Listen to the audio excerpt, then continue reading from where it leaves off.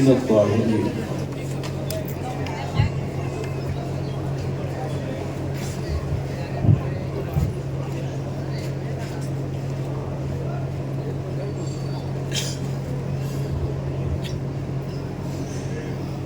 سرورا شاہ کریمہ دستگیرہ اشرفا حرمت روح پیمبر یک نظر کن سوئے ماں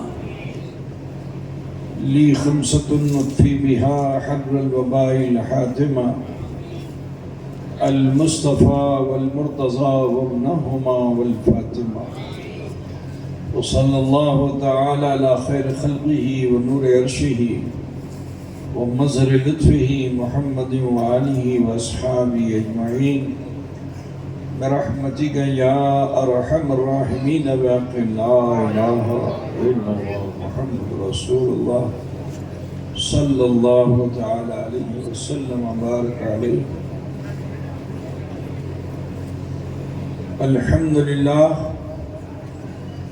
الحمد لله نحمده ونستعينه ونستغفره ونؤمن به ونتوكل عليه ونعوذ بالله من شرور أنفسنا ومن سيئات أعمالنا.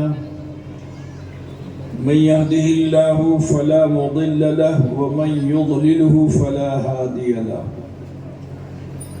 ونشهد أن لا إله إلا الله وحده لا شريك له. ونشهد أن سيدنا وطبيب قلوبنا وشفاء صدورنا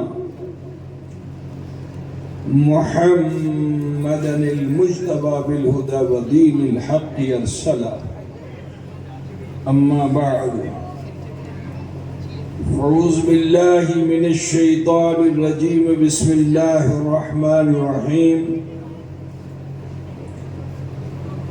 قد جاءكم من الله نور وكتاب مبين. صدق الله مولانا العظيم وبلغنا رسوله النبي الأمي الكريم ونحن على ذلك لمن الشاهدين والشاكرين والحمد لله رب العالمين. ذو القدر علماء ملت اسلامیہ، خلیفانہ شیخ الاسلام، ائمہ مساجد، حفاظ کرام، مداخان رسول صلی اللہ علیہ وسلم، نقیب جلسہ، اشرف الانبیاء کانفرنس میں شرکت فرمانے والے برادران اسلام، سماعت فرمانے والی خواتین اسلام، عزیز بچوں، نوجوان ساتھیوں، آغاز گفتگو سے قبل عقیدت و خلوص کے ساتھ آئیے ہم اور آپ مل کر اپنے آقا و مولا سید عالم نور مجسم جناب محمد رسول اللہ صلی اللہ تعالی علیہ وآلہ وسلم کی بارگاہ بے کس پناہ میں جھوم کر ہدیے درود پاک پیش فرما لیں. اللہم صلی علی سیدنا مولانا محمد مبارک وسلم. صلاۃ و سلام علیک یا رسول اللہ. یہ ہماری اور آپ کی مشترکہ خوش بختی ہے کہ اس ماہ نور کے پرسرور مہینے میں مولد النبی صلی اللہ علیہ وسلم کا یہ جشن سالہ سال سے منعقد ہوتا رہا، آج بھی منعقد ہے اور ہم اور آپ اس میں شریک ہیں. اللہ تبارک و تعالی ہماری شرکت کو قبول فرمائے اور شاقان رسول صلی اللہ علیہ وسلم میں اللہ رب العزت ہم سب کو بھی شامل فرما دے. نہایت ہی مشہور و معروف آیت کریمہ ہے، بارہا اپنے خطاب اس موضوع پر سماعت فرما لیا ہے. تھوڑی دیر کے لیے میں بھی لب کشائی کی جسارت کروں گا. دعا گو اللہ تعالی آج کی اس محفل میں مجھے بھی ہدایت عطا فرمائے اور آپ سب کو بھی ہدایت یافتہ فرمائے۔ پروردگار عالم ارشاد فرماتا ہے قد جاءکم من اللہ نور و کتاب مبین، تحقیق کہ تمہارے درمیان آیا نور اور روشن کتاب۔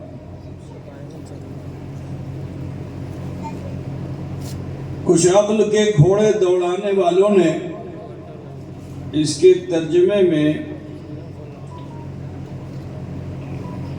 بڑی ناسمجھی کی ہے۔ اللہ نے جس نور کا ذکر کیا انہوں نے یہ سمجھا کہ جس نور کا اللہ نے ذکر کیا ہے وہی قرآن ہے۔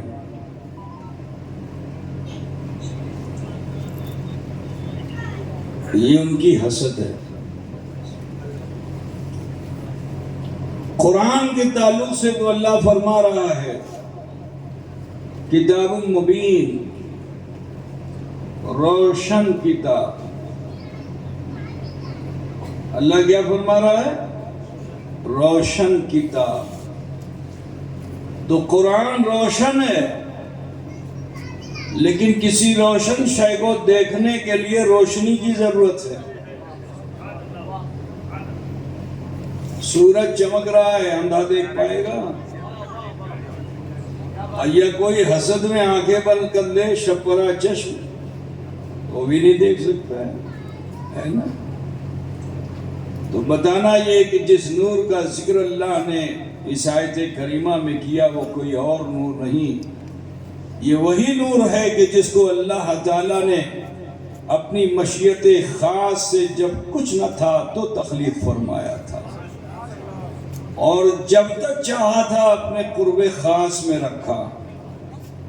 پھر یہ اس کی مرضی کہ اس رب العالمین نے اسی نور کو، جس نور سے کائنات کی رب نے تخلیق فرمائی، اس نور کو ہمارے درمیان پویدہ فرمایا۔ تو حضور اکرم صلی اللہ علیہ وسلم کی نورانیت سے اگر کوئی انکار کرے تو وہ مومن نہیں ہے۔ پہلے عقیدے کی بات سمجھنے، پھر بات کو تھوڑا پھیلاؤں گا کہ جو نبی کے نور ہونے کا انکار کرے وہ مومن نہیں، اور جو صرف نور ہی نور مانے، حضور کی بشریت نہ مانے، وہ بھی مومن نہیں۔ ٹھیک ہے نا؟ حضور نور ہے، حضور بشر بھی ہیں، لیکن خطا مت کرنا، ہماری طرح بشر نہیں ہے، وہ خیر بشر ہے۔ عزیزو، اور حضور کی نورانیت ولادت مصطفیٰ ہی سے سمجھے۔ ہر بشر آدم کے سوا، حوا کے سوا، ہر بشر جو اس دنیا میں آیا ہے وہ ماں کی کوکھ سے ہو کر آیا ہے۔ اگرچہ عیسیٰ علی نبینا علیہ تیت و ثنا جو اللہ کا کرشمہ ہے، ایک رسول کا معجزہ ہے اور ایک ولیہ کی کرامت ہے، بڑی خوبیوں سے ممیز و ممتاز ہے، مگر وہ بشر ہے، اور تقاضۂ بشری کو پورا کرتے ہیں ماں کے شکم میں۔ جتنے دن ماں کے شکم میں رہتے ہیں ماں کو درد ہوتا ہے، ماں کو تکلیف ہوتی ہے، ماں سپنے دیکھتی ہے، ماں چونک کر اڑ جاتی ہے، ماں گھبرا جاتی ہے۔ 9 مہینے کی مدت حضرت عیسیٰ علیہ السلام نے اس طرح گزاری۔ وہ عیسیٰ کہ جس کو اللہ نے اپنی قدرت سے صدف مریم میں پہنچا دیا تھا، وہ عیسیٰ علی نبینا علیہ تیت و ثنا جن کے کوئی باپ نہیں،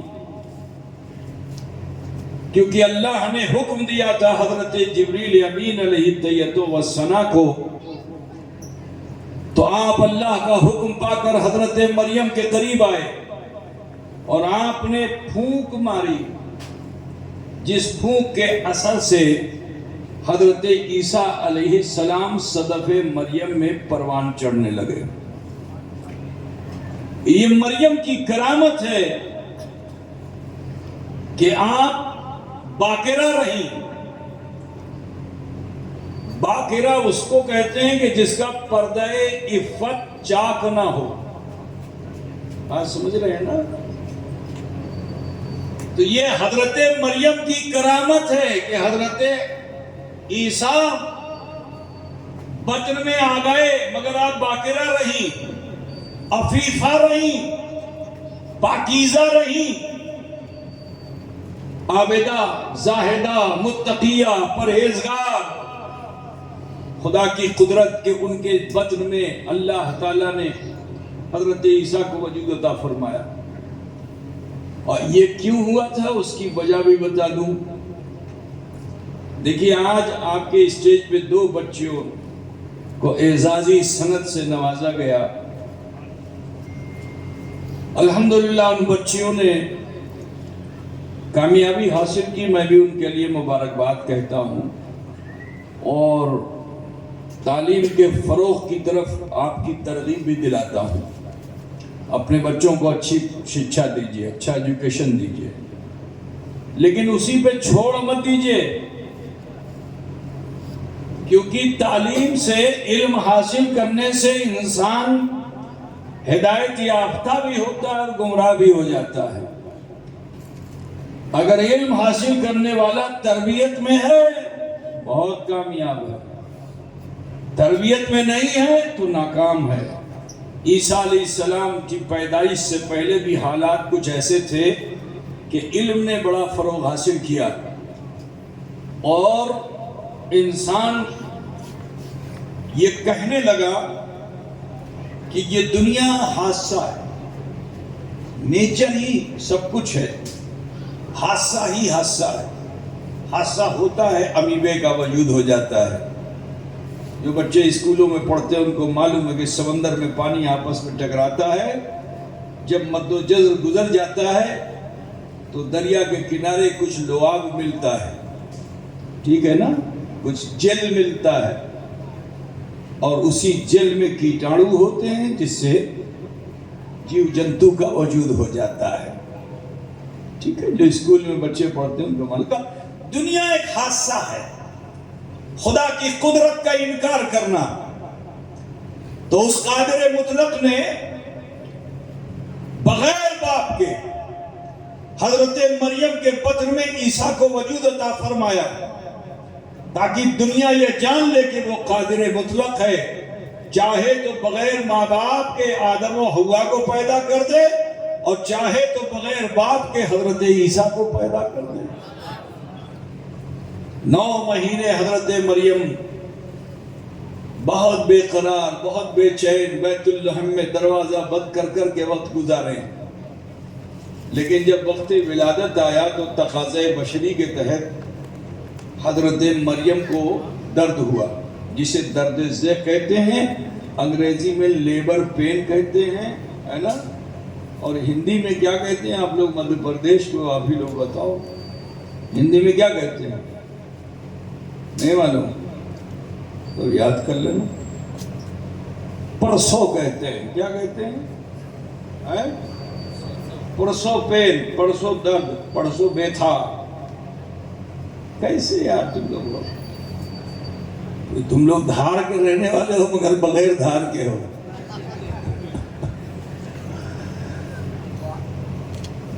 سماعت فرمائیے، حضرت مریم کا یہ تڑپنا، یہ مچلنا، یہ بے قرار رہنا وقت ولادت عیسیٰ، اس کا ذکر قرآن میں ہے. میں اب تیری کوئی کہانی نہیں سنا رہا ہوں. حضرت مریم ماہی بیاب کی طرح تڑپ رہی تھی جس وقت درد زہ ہوا، لیبر پین ہوا. کوئی سپورٹر نہیں، کوئی مڈ وائف نہیں، کوئی نرس نہیں کہ جو مدد کر دے. مچھلی کی طرح تڑپ رہی تھی. اللہ رحیم و کریم ہے. اس پروردگار نے فرشتے کو بھیجا کہ فرشتے جاؤ اور جا کر مریم سے کہہ دو کہ سرانے جو کھجور کا سوکھا تنا ہے پہلے زمانے میں لوگ پختہ مکان میں تو رہتے نہیں تھے، چھپر میں رہتے تھے، ہے نا؟ تو چھپر بنانے میں بیچارے کہاں جائیں گے؟ آرام مشین پہ لکڑی چروانے، کوئی سوکھا پیڑ مل جاتا تو لا کر کے اسی کو گاڑ دیتے تھے اور اسی کے اوپر چھپر بنا لیا کرتے تھے، ہے نا؟ اب تو سمجھ میں بات آ گئی نا؟ تو سراہنے سوکھا کھجور کا تنا تھا، آپ اسی کے پاس لیٹی ہوئی تھی بے قرار۔ اللہ کا فرمان سنایا فرشتے نے کہ اے مریم، سراہنے جو سوکھا کھجور کا تنا ہے اس کو مضبوطی سے پکڑ لو۔ حضرت مریم درد سے بیتاب تھیں اور اس بیتابی اور بے قراری میں انہیں کوئی سہارا چاہیے تھا۔ جب وہ تنا ملا انہیں نا تو اس کو اتنا مضبوطی سے پکڑا۔ تھوڑا سا اور وضاحت کر دوں تو سمجھ میں بات آ جائے گی۔ کبھی کبھی ہمارے وہاں گھروں میں عورتوں کے اوپر جنات آ جاتا ہے، کیا بھائی؟ بھوت آ جاتا ہے، ہم ڈکلیئر کر دیتے ہیں کہ جنات آ گیا، اور کسی پیشہ ور بابا کے پاس گئے تو کہے گا 7,000 جنات ہیں، شاہ جن بھی اس کے اوپر ہے نا؟ لیکن سنو، میں آپ کو کھلی ہوئی بات بتا دوں، جب عورت ایام کی دشواریوں میں ہوگی، ٹھیک ہے، اور اس کے ایام اچھے نہیں آئیں گے، تو اس صورت میں جب وہ سوئے گی تو اس کو خواب بڑے بھیانک بھیانک آئیں گے۔ بندر دکھائی دے گا، سانپ دکھائی دے گا، ٹھیک ہے، مردہ دکھائی دے گا، الٹے سیدھے سپنے دکھائی دیں گے، لگے گا کہ جیسے اونٹ نے اس کا سر اپنے منہ میں لے لیا ہے۔ طرح طرح کا خواب دیکھے گی، ایسا لگے گا جیسے کوئی اس کو اٹھا کے اوپر لے گیا وہیں سے چھوڑ دیا۔ اس طرح کے خواب عورتیں دیکھنے لگتی ہیں۔ اب صبح کو جب شوہر سے بتاتی ہیں تو شوہر بھی پریشان ہو جاتا ہے۔ اب جب پریشان ہوا تو کہاں جائے گا؟ کسی دکاندار بابا کے پاس جائے گا۔ اب وہ بابا پہنچے، وہ بھی بیچارہ ہوتا ہے، اللہ روزی بھیج دے، روزی بھیج دے۔ تو اس کی جو روزی آئی تو وہ بھی خوش ہو گیا، ڈرایا۔ اب جو شوہر کو ڈرائے گا، 2 بکرا لگے گا، 52 گز کپڑا لگے گا، اور ناریل لگے گا، اور نہ جانے کیا کیا لگے گا، سب انتظام کر کے لاؤ۔ وہ بیچارہ مجبور ہو کے سب کر دیتا ہے۔ بات سمجھ رہے ہیں نا؟ کیونکہ اس کے پاس ایکسٹرا آرڈنری پاور آ جاتا ہے۔ جب وہ درد میں مبتلا ہوتی ہے، کوئی اس کو پکڑنا جاتا ہے، چھڑک دیتی ہے عورت، کہتا ہے صنف نازک ہے، اس کے اندر اتنی طاقت، یقیناً جن ہی ہوگا۔ بات سمجھ رہے ہیں نا؟ تو آپ سب سے کہنا ہے کہ وسوسے کی دنیا سے نکلیے، یقین کی دنیا میں آئیے، یقین کی دنیا میں آئیے۔ ایسے باباؤں کی صحبت بالکل مت اختیار کیجئے، ورنہ وہ تمہارے ایمان و عقیدے کو بھی لوٹ ڈالیں گے۔ بات سمجھے نا؟ ان سے بچنے کی کوشش کیجئے۔ جب درد ہوگا، آپ کو بھی درد ہوگا، تو آپ کے اندر بھی ایکسٹرا آرڈنری پاور جو ہے وہ اوپر آ جائے گا۔ اب جب وہ آ جائے گا تو جتنی قوت آپ صرف کر رہے ہیں اس کی دوگنی قوت آپ صرف کریں گے، ٹھیک ہے؟ جب درد ہوتا ہے تو انسان کی طاقت اور کراتی ہے، لوٹ کر آ جاتی ہے۔ میرے عزیز، بلا تمثیل و تشبیہ مجھے کہہ لینے دو کہ حضرت مریم کو بھی بہت درد تھا، کیونکہ عیسیٰ علیہ السلام پیدا ہونے والے تھے، بہت درد تھا۔ اللہ نے حکم دیا کہ سرانے جو کھجور کا سوکھا تنا ہے مضبوطی سے پکڑ لو۔ اب ذرا سوچو کہ حضرت مریم نے اس سوکھے تنے پر کتنی طاقت صرف کی، اتنی طاقت صرف کی کہ وہ سوکھا تنا سوکھا نہ رہا، ہرا بھرا ہو گیا، ہرا بھرا ہو گیا، پتیاں بھی آ گئیں، خوشے بھی آ گئے، اور پھر کھجور ٹپک کے زمین پہ، ادھر کھجور کا ٹپکنا، ادھر عیسیٰ علیہ السلام کا اس دنیا میں آنا۔ برادران ملت اسلامیہ، پتہ کیا چلا کہ ہر بشر، چاہے وہ عام انسان ہو یا خاص انسان ہو، ماں کے کوکھ سے جب دنیا میں آتا ہے تو ماں کو بہت تکلیف ہوتی ہے۔ ماں 9 مہینے بہت بے قرار رہتی ہے، بہت بے چین رہتی ہے، بوجھ محسوس کرتی ہے، تکلیف محسوس کرتی ہے، سوتی ہے تو بھیانک بھیانک سپنے آتے ہیں۔ یہ ماں بہن بیٹیوں کو سپنے کیوں آتے ہیں؟ اس کی ایک وجہ یہ ہے کہ جب شکم میں گرانی ہوگی، بوجھ ہوگا، تو مرد ہو یا عورت دونوں کو سپنے بھیانک آتے ہیں۔ یہ پیٹ کا نظام گڑبڑ ہوگا، سب کھلی ہوئی بات سن لو، دھوکے میں مت رہنا، زیادہ باباؤں کے پاس مت جاؤ، اللہ کی ذات پر کامل یقین رکھو۔ میں کچوچے شریف سے آیا ہوں، وہاں جھنگو شیطان اشرف کے نام پہ جل جاتے ہیں برادران ملت اسلامیہ، لیکن پھر بھی میں تمہیں حقیقت بتانے کے لیے آیا ہوں تاکہ وسوسے کی دنیا سے نکلو۔ آج سنی جگت یقین سے بہت دور ہے، وسوسے کی دنیا میں ڈوبتا چلا جا رہا ہے، ایمان کمزور ہوتا چلا جا رہا ہے۔ نہیں، اپنے ایمان و عقیدے کو مضبوط کرو اے مسلمانوں۔ میرے عزیز، تو اب میں آپ کو بتانا یہ چاہتا ہوں کہ دیکھو حضرت مریم نے اپنے ہاتھ کو کھجور کے تنے پہ رکھا، سوکھا تنا تھا، ہرا بھرا ہو گیا، کھجور بھی آ گئی۔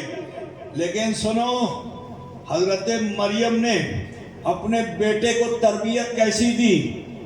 ماں اگر اچھی ہوتی ہے، باپ اچھا ہوتا ہے اثر بیٹے میں، ورنہ چاہے جتنا بڑا شکشت ودوان ہو جائے، وہ بڑا گستاخ ہوگا، وہ بہت ہی نالائق ہوگا کہ جس کے ماں باپ نے اسے اچھی تربیت نہیں دی۔ لیکن ماں باپ نے اگر اس بچے کو اچھی تربیت دی تو علم و عمل اگر اس کے ساتھ ہو گیا تو وہ کامیاب و کامران ہے، سرفرازی اسی کے لیے ہے۔ میرے پیارے، آؤ دیکھو حضرت عیسیٰ علیہ السلام کی ماں ولیہ ہیں، ان کا عمل کیا تھا؟ سوکھے تنے پر انہوں نے ہاتھ رکھا، مردہ تنا زندہ ہو گیا۔ الولد سر لابی، بیٹا اپنے ماں باپ کے پردوں ہوتا ہے، تو ماں کی تاثیر جب بیٹے میں آئی تو عالم یہ ہے کہ ماں نے تو صرف تنا زندہ کیا تھا، لیکن عیسیٰ نے صرف تنا نہیں تن بدن زندہ کیا۔ واہ واہ واہ واہ، سبحان اللہ، اللہ اکبر، یا رسول اللہ، یا رسول اللہ، زندہ باد زندہ باد۔ آپ سمجھ رہے ہیں نا بھائی؟ اللہ کی ذات پر کامل یقین رکھو، وہم اور وسوسے کہ دنیا میں بالکل مت جاؤ، ایسی اپنی تحقیق مت کرو کہ جس سے تم خود گمراہ ہو جاؤ۔ اپنے ایمان و عقیدے کو مضبوط رکھو مسلمانوں۔ برادران اسلام، اب میں یہاں بتانا چاہتا ہوں کہ ہمارے آقا احمد مصطفیٰ محمد مصطفیٰ صلی اللہ علیہ وسلم اشرف الانبیاء، جن کے نام سے آپ کانفرنس کر رہے ہو، وہ بھی آسمان سے زمین پہ نہیں آئے، ان کے آنے کا ذریعہ بھی ماں کا صدف، ماں کے شکم سے ہی آئے۔ تو اصول یہ ہے، قضیہ کلیہ یہ ہے کہ ہر ماں جب حاملہ ہوتی ہے تو اس کو درد ہوتا ہے، اس کو تکلیف ہوتی ہے، سوتی ہے تو بھیانک سپنے آتے ہیں، ہے نا؟ لیکن حضرت آمنہ کے بطن میں رسول رحمت تشریف لائے۔ حضرت آمنہ جب سوتی تھی تو کبھی حضرت حوا آتی تھی، کبھی حضرت صفورہ آتی تھی، کبھی حضرت آسیہ آتی تھی، کبھی حضرت مریم آتی تھی، اور آ کر مبارکباد دیتی تھی کہ اے آمنہ، تم بڑی نصیب والی ہو، تمہارے صدف میں جو بچہ پروان چڑھ رہا ہے اسے تم بچہ ہی مت سمجھنا، وہ تو خاتم الانبیاء ہیں، وہ تو اشرف الانبیاء ہیں، وہ تو احمد مجتبیٰ ہیں، سارے نبیوں کے سردار ہیں۔ حضرت آمنہ فرماتی ہیں کہ حالت حمل میں جب ان سے پوچھا گیا کہ آپ کو کوئی بوجھ محسوس ہوا تو حضرت آمنہ فرماتی ہیں کہ میں نے تو گرانی بھی محسوس نہیں کی۔ اب آپ لوگ گرانی نہیں جانتے ہوں گے، بریانی جانتے ہیں نا؟ اور جب کوکشی والوں کو بریانی مل جائے تو ایک پلیٹ کے بجائے 2 پلیٹ کھاتے ہیں۔ اب جب زیادہ کھائیں گے تو معدے کے اوپر بوجھ ہوگا نا، تو یہ جو معدے کے اوپر بوجھ ہوتا ہے، بدہضمی ہوتی ہے، اس سے جو ایسیڈیٹی ہوتی ہے، اسی کو گرانی بولتے ہیں۔ ٹھیک ہے، اب تو سمجھ میں آ گئی نہیں بات؟ تو حضرت آمنہ فرماتے ہیں کہ مجھے تو کبھی گرانی بھی محسوس نہیں ہوئی۔ کہ یا اللہ، مصطفیٰ بشر ہیں اور تقاضے بشری کے تحت تو بوجھ محسوس ہونا چاہیے تھا۔ لیکن رسول اللہ ماں کے شکم میں تھے، ماں کو تکلیف نہیں. اس کی وجہ ہے اور آنے والا تو صرف بشر بن کے آیا، میرے مصطفیٰ آئے تو عالمین کے لیے رحمت بن کر آئے. ماں کو کہاں سے زحمت میں ہونے دیتے ہو؟ احمد آپ کے قریب میں یہاں اس شہر کی جھیل بھی کیا بولتے ہیں اس تالاب بھی بہت مشہور ہے، اور بغل میں نرمدا ندی تو اب تو بہت بڑھ گیا ہے. اگر آپ نرمدا ندی میں تیرنے کے لیے جائیں اور آپ کے قد سے زیادہ پانی ہو جائے، بولیے آپ چاہے جتنی طاقت والے ہوں زمین پہ اپنا پورا پیر رکھ سکیں گے؟ بولیے بھائی، آپ کے پاس بہت طاقت ہے، آپ کھمبے کو پکڑ کے موڑ دیتے ہیں، اتنی طاقت ہے، لیکن اگر قد سے زیادہ پانی میں آپ چلے جائیں تو پھر آپ اپنے پیر کو جمع کر کے رکھ پائیں گے؟ نہیں. کیوں بھائی؟ اس لیے کیونکہ آپ کے اور زمین کے درمیان یہ پانی حائل ہو گیا. یہ پانی اتنا لطیف ہے کہ اس نے زمین کی گریوٹی کو آپ تک پہنچنے نہیں دیا. زمین کی جس کو گروتواکرشن بل کہتے ہیں، ٹھیک ہے، اس کو آپ تک پہنچنے نہیں دیا. تو آپ 100 کلو کے ہوں چاہے 1 ٹن کے ہوں، ٹھیک ہے، پانی نے آپ کے ویٹ کو ویٹ لیس کر دیا.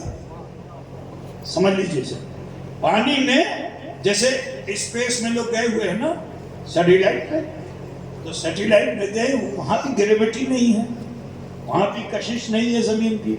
تو جہاں کشش نہیں ہوگی وہ تو 1000 ٹن کا ہے، اس کے باوجود بھی وہ فضا اس خلا کے اندر ویٹ لیس ہے. جو لوگ اس میں رہتے ہیں وہ بھی ویٹ لیس ہیں، وہ اپنے پیر کو جما نہیں سکتے. جمانا پیر کا مشکل ہے. اگر انہیں یہاں سے وہاں جانا ہے تو وہ چل کے نہیں جائیں گے، تیر کے جائیں گے. سمجھ رہے نا؟ جہاں لطافت ہوتی ہے، لطافت کی خوبی ہی یہی ہے کہ وہ وزن کو بے وزن کر دیتا ہے. تو جس طرح خلا میں پہنچنے کے بعد آپ ویٹ لیس ہو گئے، پانی میں پہنچنے کے بعد ویٹ لیس ہو گئے، اسی طرح یہ نور ہے. یہ نور بھی جو ہے، اس نور میں بھی لطافت ہے. تو جب نور میں لطافت ہے تو نور کے گھیرے میں جو آئے گا اسے نور ویٹ لیس کر دے گا. تو بلا تمثیل و تشبیہ مجھے کہہ لینے دو کہ مصطفیٰ نور ہے. اللہ نے مصطفیٰ کی بشریت کے وجود سے پہلے مصطفیٰ کے نور کو بطن آمنہ میں بھیج دیا، اور جب بطن آمنہ میں نور نے گھیرا ڈالا تو اسی گھیرے میں مصطفیٰ جان رحمت کی بشریت پروان چڑھتی رہی، یہاں تک کہ 9 مہینے گزر گئے مگر حضرت آمنہ کو بوجھ محسوس ہو. نعرہ تکبیر، نعرہ رسالت، نعرہ حیدری، بشریت مصطفیٰ، لطافت مصطفیٰ. سبحان اللہ، سبحان اللہ. اچھا تو کم سے کم پیدا ہوتے ہو درد تو ہونا چاہیے تھا. اگر بشر تھے تو ماں کو درد ہونا چاہیے تھا. دنیا میں کوئی بچہ ایسا آیا جو کپڑے میں لپٹا ہوا ہے؟ وہ بولو، کوئی بچہ آیا؟ دنیا میں کوئی بچہ نہیں آ سکتا کپڑے میں لپٹا ہوا. لیکن میرے مصطفیٰ وہ ہیں کہ جو دنیا میں تشریف لائے. تو حضرت آمنہ فرماتی ہیں کہ جس وقت مصطفیٰ تشریف لائے تھے تو نور کا اجالا ایسا پھوٹا تھا کہ میں نے یمن کا محل دیکھ لیا تھا، میں نے یمن کا محل دیکھ لیا تھا. اور جب رسول رحمت اس دنیا میں تشریف لائے تھے تو مخمل و دیباج کے کپڑے میں لپٹے ہوئے تشریف لائے تھے. برادران ملت ذرا خیال فرمائیے. ایک بات بتاؤ مجھے، جو لوگ کہتے ہیں حضور ہماری طرح ہیں، ان کو تو سمجھ لینا چاہیے نا، ماں کے شکم میں اگر کسی بچے کے گردن میں ناڑا پھنس جائے، ناڑا تو سمجھتے ہو نا، کچھ اور بولتے ہیں آپ کو، کیا بولتے ہیں؟ نالا تو تمہارے پیچھے ہے. نالا نہیں، ناڑا، ناڑا. دیکھیے خدا کی قدرت، دنیا میں آئے یہاں سے غذا، ماں کے پیٹ میں تھے تو یہاں سے غذا ہے نا. میرے رسول 9 مہینہ ماں کے شکم میں تھے اور یہاں سے اگر غذا ہوتی تو تقاضے بشری کے تحت جو غذا دی جاتی ہے وہ غذا پاک نہیں ہوتی ہے. اور مصطفیٰ صلی اللہ علیہ وسلم وہ ہیں کہ جو نور علی نور ہیں. تو اس مصطفیٰ کو اللہ نے اور انسان کی غذا ماں کے شکم میں پہنچنے نہیں دی، کیونکہ اللہ ہے جو مصطفیٰ کو کھلاتا بھی ہے اور پلاتا بھی ہے. خود میرے نبی فرماتے ہیں اس کی عمدہ کشائی تو مصطفیٰ نے مدینے میں فرما دی تھی. برادران ملت اسلامیہ، تو ناڑا لگا ہوا اگر گردن میں پھنس جائے تو ڈاکٹر کہے گا 6 مہینے کا آپریٹ، 7 مہینے کا آپریٹ، جلدی نکالو ورنہ ماں بچہ دونوں مر جائیں گے. اب ابا اماں سب نہ پریشان ہو جاتے ہیں کہ جلدی نکالو بھائی، نہیں تو ماں بھی جائے گی، بیٹا بھی جائے گا، بیوی بھی جائے گی، بچہ بھی جائے گا. آپریٹ کر کے اس کو نکالا جاتا ہے اور پھر اس کو آئی سی یو میں ڈال دیا جاتا ہے نا. طرح طرح کی اذیت اس بچے کو دی جاتی ہوتا ہے کہ نہیں ہوتا ہے. لیکن ذرا سوچو، جس کو تم کہتے ہو ہماری طرح، اس مصطفیٰ نے ماں کے شکم میں رہ کر بھی وہ فطری غذا نہیں حاصل کی جو ہر بشر حاصل کرتا ہے. کیونکہ جب میرے نبی دنیا میں تشریف لائے تھے تو ماں کے جسم سے جدا کرنے کے لیے کسی ناڑا کاٹنے والی کو بلایا نہیں گیا، کیونکہ مصطفیٰ صلی اللہ علیہ وسلم خود بریدہ پیدا.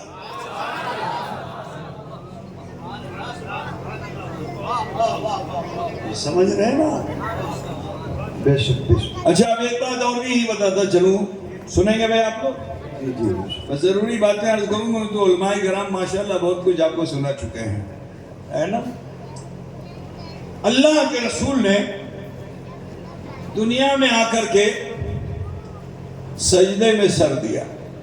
کیا اس کسی کا اختلاف نہیں ہے.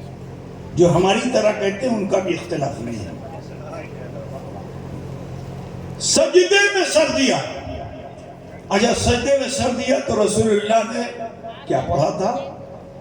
تو ہر مولوی بتا دے گا کہ رسول اللہ نے سبحان ربی الاعلیٰ نہیں پڑھا تھا. پھر کیا پڑھا تھا؟ رب حبلی امتی. کیا پڑھا تھا؟ رب حبلی امتی. اب اسی سے بات واضح ہو گئی کہ حضور صلی اللہ علیہ وسلم پیدا ہوئے تو بھی نبی تھے. کچھ لوگ کہتے ہیں 40 سال کے بعد نبوت ملی تھی. تو میں انہیں لمحہ فکریہ دینا چاہتا ہوں اور تھوڑا مثال سے سمجھانا چاہتا ہوں کہ خلیفہ صاحب مسجد میں امامت کریں، عبد القادر امامت کریں، اپنے مقتدی کو امتی کہہ سکتے ہیں؟ بولو بھائی. پیر صاحب اپنے مرید کو امتی کہہ سکتے ہیں؟ ماسٹر صاحب اپنے اسٹوڈنٹ کو امتی کہہ سکتے ہیں؟ پھر یہ امتی شبد کس کے ساتھ جڑا ہوا ہے؟ کون کہہ سکتا ہے؟ یہ مقتدی کہیں گے، وہ اسٹوڈنٹ کہے گا، وہ مرید کہیں گے، تو امتی کون کہے گا؟ تو سبھی برجستہ یہی کہیں گے کہ امتی وہی کہے گا جو نبی ہوگا. بات سمجھ گئے نا؟ امتی وہی کہے گا جو نبی ہوگا. اب جو لوگ کہتے ہیں 40 سال بعد نبوت ملی، تو وہ لوگ گستاخی کر رہے ہیں کہ نہیں کر رہے ہیں؟ بہت ہلکے میں بات کر رہا ہوں میں. وہ گستاخی کر رہے ہیں کہ نہیں کر رہے ہیں؟ کہ نبی کہہ رہے ہیں رب حبلی امتی، اور اگر ہماری طرح 40 سال بعد نبوت ملی. الزام ہے کہ نہیں ہے؟ الزام ہے کہ نہیں ہے؟ ارے سنو، میرے مصطفیٰ کی بشریت کو اپنے برابر کرنے والوں، اللہ تمہیں کو برابر کر دے گا. سنو، میرا رسول اپنی نبوت کے لیے اپنی بشریت کا بھی محتاج نہیں ہے. کچھ سمجھ میں بات آ رہی ہے کچھی والوں؟ میرا رسول اپنی بشریت، اپنی نبوت کے لیے اپنی بشریت کا بھی محتاج نہیں. ہر نبی اپنی نبوت کے لیے بشریت کے محتاج. آدم ایکسٹراڈنری پیدا ہوں لیکن جب پیدا ہوں گے جبھی نبی ہوں گے. بشریت ملے گی تب نبوت. شیش کو بشریت ملے گی تب نبوت. نوح کو بشریت ملے گی تب نبوت. یوسف کو بشریت ملے گی تب نبوت. غرد کے الاخری حضرت عیسیٰ علیہ السلام کو اگرچہ ماں کی گود میں ہی نبوت مل گئی لیکن پہلے بشریت ملی پھر نبوت. لیکن میرا مصطفیٰ وہ ہے کہ جسے اپنی نبوت کے لیے بشریت کی محتاجی نہیں ہے. خود رسول کریم فرماتے ہیں, ترمذی شریف کی حدیث ہے کہ کنت نبی و آدم و بین الجسد والروح, میں اس وقت بھی نبی تھا کہ جب آدم جسم اور روح کے درمیان. نعرہ تکبیر, نعرہ رسالت, حضور تاج الاولیاء, جشن آمد رسول, نعرہ رسالت. اے عزیزو, جب امت کے ہبہ ہونے کی دعا کی تھی اور کعبے کے بت گر رہے تھے, آتش کدے ایران بجھ رہا تھا, قیصر و کسریٰ میں زلزلے آ گئے تھے, کنگورے زمین پہ آ گئے تھے, دیوار شق ہو گئی تھی, ٹھیک, عجائبات دیکھنے والوں نے مکے میں دیکھ لیا تھا. تو اسی وقت جب رب حبلی امتی کی بولی بولے تھے تو وہیں آپ یہ بھی فرما دیتے کہ میں اللہ کی طرف سے بھیجا ہوا رسول ہوں. تو کم سے کم مکے کی جو قوم تھی وہ اسلام لاتی, مسلمان ہو جاتے سب. مگر میرے رسول نے اعلان نبوت نہیں کیا. یہ بھی سنو, نبی کا اختیار بھی سنتے چلو. نبی کو اپنی طرح کبھی مت سمجھنا. ہر نبی کے لیے ضروری ہے کہ جب اس کو نبوت ملے فوراً اعلان نبوت کرے. ٹھیک, مثال کے طور پر موسیٰ علیہ السلام ہے, فرعون کے گھر میں پڑے لیکن نشانی نبوت ظاہر بھی ہوئی, مگر اعلان نبوت کب کیا؟ جب اللہ کا حکم ہو گیا. ایک بھی دوست نہیں تھا, فرعون کے سامنے کھڑے ہو گئے, اعلان نبوت کر دیا.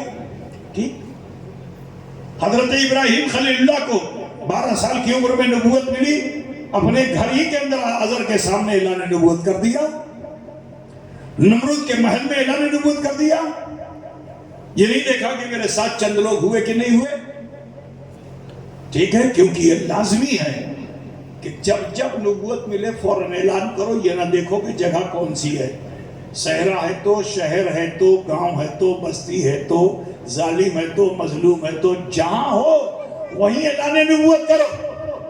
لیکن میرے رسول کا اختیار دیکھو کہ میرے رسول صلی اللہ علیہ وسلم پیدا ہوتے ہی تو دعا کرتے ہیں رب حبلی امتی, مگر مکے میں اپنی نبوت کا اعلان نہیں فرماتے. کیونکہ میرا رسول کسی قوم کے لیے نبی بن کر نہیں آیا, کسی قبیلے کے لیے نبی بن کر نہیں آیا, کسی سماج کے لیے نبی بن کر نہیں آیا. اللہ خود ارشاد فرماتا ہے کہ وَمَا أَرْسَلْنَاكَ إِلَّا كَافَّةً لِلنَّاسِ, اے حبیب ہم نے آپ کو نہیں بھیجا مگر ساری انسانیت کے لیے رسول بنا, رحمت بنا کر بھیجا ہے. برادران اسلام, یہی وجہ تھی کہ حضرت حلیمہ نے نشانی نبوت راستے میں پہچانا. اونٹنی برق رفتار ہو گئی, آپ کے تھن میں دودھ آ گیا, گھر پہنچی, باج بکری نے دودھ دینا شروع کر دیا. ٹھیک ہے, حضرت حلیمہ نے دیکھا کہ چراغ جلانے کی ضرورت نہیں, شام جیسے ہی ہوتی ہے آپ کے چہرے انور سے نور ایسا پھوٹتا ہے کہ کمرہ بقع نور ہو جاتا ہے. تو حضرت حلیمہ فرماتی ہیں کہ تقریباً 5 سال تک اللہ کے رسول ان کے گھر رہے, مگر 5 سال تک پھر انہوں نے چراغ جلایا نہیں, کیونکہ نبی کی روشنی سے ان کا گھر بقع نور ہوا کرتا تھا. 4.5 سال کی عمر میں 4 سال 4 ماہ 4 دن کے جب رسول پاک ہوئے, آپ بکریاں چرانے نہیں گئے تھے. جو گستاخ ہوتے وہی بولتے ہیں, ٹھیک ہے نا. میرے رسول کے 43 کا حضور بکری چلاتے تھے, گستاخی ہے. چرواہا کہنا گستاخی. مدینے میں جب رسول پاک پر وہی نازل ہوتی ہے, آپ صحابہ کے درمیان بیان فرماتے, تو صحابہ کی سمجھ میں نہیں آتا تھا تو کیا کہتے تھے, یا رسول اللہ رائنا. کیا کہتے تھے, یا رسول اللہ. رائنا کا مطلب ہوتا ہے مددگار, اور رائنا کا مطلب ہوتا ہے ہمارا چرواہا. ٹھیک. یہودیوں نے جو سنا لفظ رائی کے تعلق سے تو وہ بھی حضور کو اسی طرح پکارنے لگے یا محمد رائنا. نیت خراب تھی, نیت خراب. صحابہ کی نیت یہ کہ مددگار, اور یہودی کی نیت کیا, چرواہا. تو ایک ایسا شبد کہ جس کے معنی میں عزت و ذلت دونوں ہو, اللہ نے امت محمدیہ کو صبح قیامت تک کے لیے منع کر دیا کہ لا تقل رائنا بل قولوا انظرنا, کہ تم رائنا مت کہو بلکہ انظرنا کہو. اب یہ شبد بولنا جائز ہی نہیں ہے. جو بولے وہ گنہگار. آپ لوگ سمجھتے نا بھائی. خیال فرمائیے میرے عزیزوں کہ وہ رسول صلی اللہ علیہ وسلم ہے, 4.5 سال کی بھی عمر نہیں ہوئی, فرشتے آ گئے. اپنے رضائی بھائی کے ساتھ آپ گئے تھے جو بکریاں لے کے گئے تھے. حضور اپنے بھائی کے ساتھ گئے تھے. وہاں فرشتے آئے, انہوں نے ایک چٹان پہ رسول اللہ کو لٹا دیا اور آپ کے سینے کو شق کیا, دل کو نکالا, حضور کے تشت میں رکھ کر زمزم سے غسالہ دیا. ایک بات مجھے بتائیے کہ اگر کسی کا دل سینے سے نکال لیا جائے تو وہ زندہ رہے گا؟ بولو. معلوم کیا ہوا کہ ہر انسان اپنے دل کا محتاج ہے. اگر یہ نہ دھڑکے موت واقع ہو جائے گی. اس کا دھڑکنا ضروری ہے. اگر یہ نہ دھڑکے تو موت واقع ہو جائے گی. دل ہی نکال دیا گیا, کلام کیسے ہوگا؟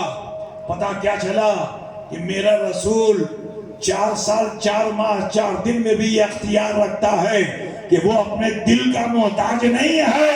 حضرت جبریل سے کلام کر کے رسول رحمت نے زمانے کو بتا دیا کہ میں دل کا محتاج نہیں ہوں بلکہ دل میرا محتاج ہے.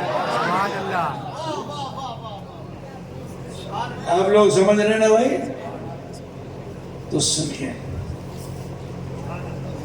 سینے سے دل نکالا گیا, نور کے تشت میں رکھا گیا, زمزم سے غسالہ دیا گیا, پھر سینے اتھر میں رکھ کر سل دیا گیا. ایک بڑے جلیل القدر نبی ہیں, ان کا نام ہے میکائیل علیہ السلام. نام سنا ہے آپ لوگوں نے؟ 4 بڑے رسولوں میں سے, فرشتوں کے درمیان سے, ان میں سے ایک ہے, ان کا نام کیا ہے؟ میکائیل. مہتر میکائیل علیہ السلام. یہ مہتر میکائیل علیہ السلام کا کام کیا ہے؟ اللہ نے سب کی ڈیوٹی لگائی. کوئی سورہ اسرافیل لے کر کے سور لے کر کے کھڑا ہے. حضرت اسرافیل انتظار کر رہے کہ اللہ تعالیٰ حکم دے تو ہم پھونک مارے, قیامت آ جائے, ہے نا. جبریل علیہ السلام نبیوں کے پاس پیغام لے کے آنے والے. ٹھیک. اسرائیل علیہ السلام, اسرافیل علیہ السلام, میکائیل علیہ السلام, یہ سب فرشتوں کے سردار ہیں. ٹھیک ہے نا. تو ان میں سے میکائیل علیہ السلام کی ڈیوٹی کیا ہے کہ عرش کے پائے کو تھام کر کھڑے رہتے ہیں. وہ عرش کہ جس پہ اللہ تعالیٰ اپنی شان کے لائق متمکن ہوتا ہے. ٹھیک. اس عرش کے پائے کو تھام کر میکائیل علیہ السلام کھڑے ہیں. ڈیوٹی یہی ہے ان کی, کہیں آنا جانا نہیں ہے, بس یہی سیوا ہے. لیکن مقام مصطفیٰ کو سمجھو, تم 40 کا انتظار کرتے ہو. میرے مصطفیٰ کا مقام ذرا 4 سال 4 ماہ 4 دن میں دیکھو کہ اللہ نے میکائیل کو حکم دیا کہ میکائیل, ارے جب فرشتے جا رہے ہیں, جبریل جا رہے ہیں, تو تم بھی جاؤ. وہ خدمت کرنے جا رہے ہیں, تم بھی خدمت کر کے خادمان رسول میں اپنا نام لکھوا لو. لیکن جا تو رہے ہو, ساتھ میں مہر نبوت بھی لے کے جاؤ, پشت پہ لگا دینا. جب شق صدر ہو گیا تو میکائیل علیہ السلام نے مہر نبوت لگانے کی خدمت کی. ٹھیک ہے نا. آپ کی پشت پر کبوتر کے انڈے کے برابر ابھری ہوئی مہر آپ کی پشت پر تھی. ٹھیک ہے. اب سنیے, حضرت حلیمہ کو جو پتا چلا تو روتی ہوئی وہ پہاڑ کی طرف آئی. اللہ کے رسول چٹان پہ بیٹھے ہوئے تھے. جو ماں حلیمہ کو آتے ہوئے دیکھا تو استقبال میں کھڑے ہو گئے, احترام میں کھڑے ہو گئے, ماں کے احترام میں کھڑے ہو گئے. عرب میں ماں کا کوئی احترام نہیں تھا. اتنا سن لو, سوتیلی ماں کے ساتھ تو حال یہ تھا کہ اگر باپ مر جاتا تھا تو اس کو بڑے بیٹے کے حوالے کر دیا جاتا تھا، اور وہ بڑا بیٹا اپنی اس سوتیلی ماں کو رکھیل کی طرح رکھتا تھا۔ ذرا سوچ لو، اس عرب کی تہذیب ایسی تھی کہ جہاں ماؤں کے ساتھ کیسا کیسا دورویوہار ہوتا تھا، لیکن میرے مصطفیٰ نے جو محسن انسانیت ہے اپنے سبق دے دیا، درس دے دیا کہ ماں کے قدموں میں تو جنت ہوتی ہے۔ رسول کائنات صلی اللہ علیہ وسلم نے کھڑے ہو کر اپنے ماں کا استقبال کیا۔ ماں قریب آئی، سینے سے لگا لیا، پوچھا میرے لال تمہیں کوئی تکلیف تو نہیں ہوئی؟ کہا نہیں ماں مجھے کوئی تکلیف نہیں۔ کہا بھی تمہارے بھائی نے بتایا کہ کسی نے تمہارا سینہ چاک کر دیا؟ کہاں ماں یہ تو ہوا ہے، یہ دیکھو۔ سینہ کھول کے دکھا دیا۔ کہا اسی پہ بس نہیں ہے ماں، یہ دیکھو۔ کرتے کو اٹھایا اور مہر نبوت بھی دکھا دی۔ تو نبوت کی مہر تو دکھا دی مصطفیٰ نے، مگر اعلان نبوت نہیں کیا، کیونکہ میرے رسول کسی قبیلے کے رسول بن کر نہیں تشریف لائے تھے، اب ساری انسانیت کے لیے رسول بن کر آئے تھے۔ 12 سال کی عمر میں پادری نے نشانی نبوت دیکھی تھی کہ درخت کی ٹہنیاں حضور کے کندھوں کو چوم رہی ہیں، کنکریاں قدموں کو چوم رہی ہیں۔ تو جب اس نے پہچان لیا تھا تو میرے نبی کو چاہیے تھا کہ اعلان نبوت کر دیتے، تو آج دنیا میں عیسائیت نہیں ہوتی بلکہ اسلام دوگنا ہو گیا ہوتا، لیکن میرے رسول نے وہاں بھی اعلان نبوت نہیں کیا۔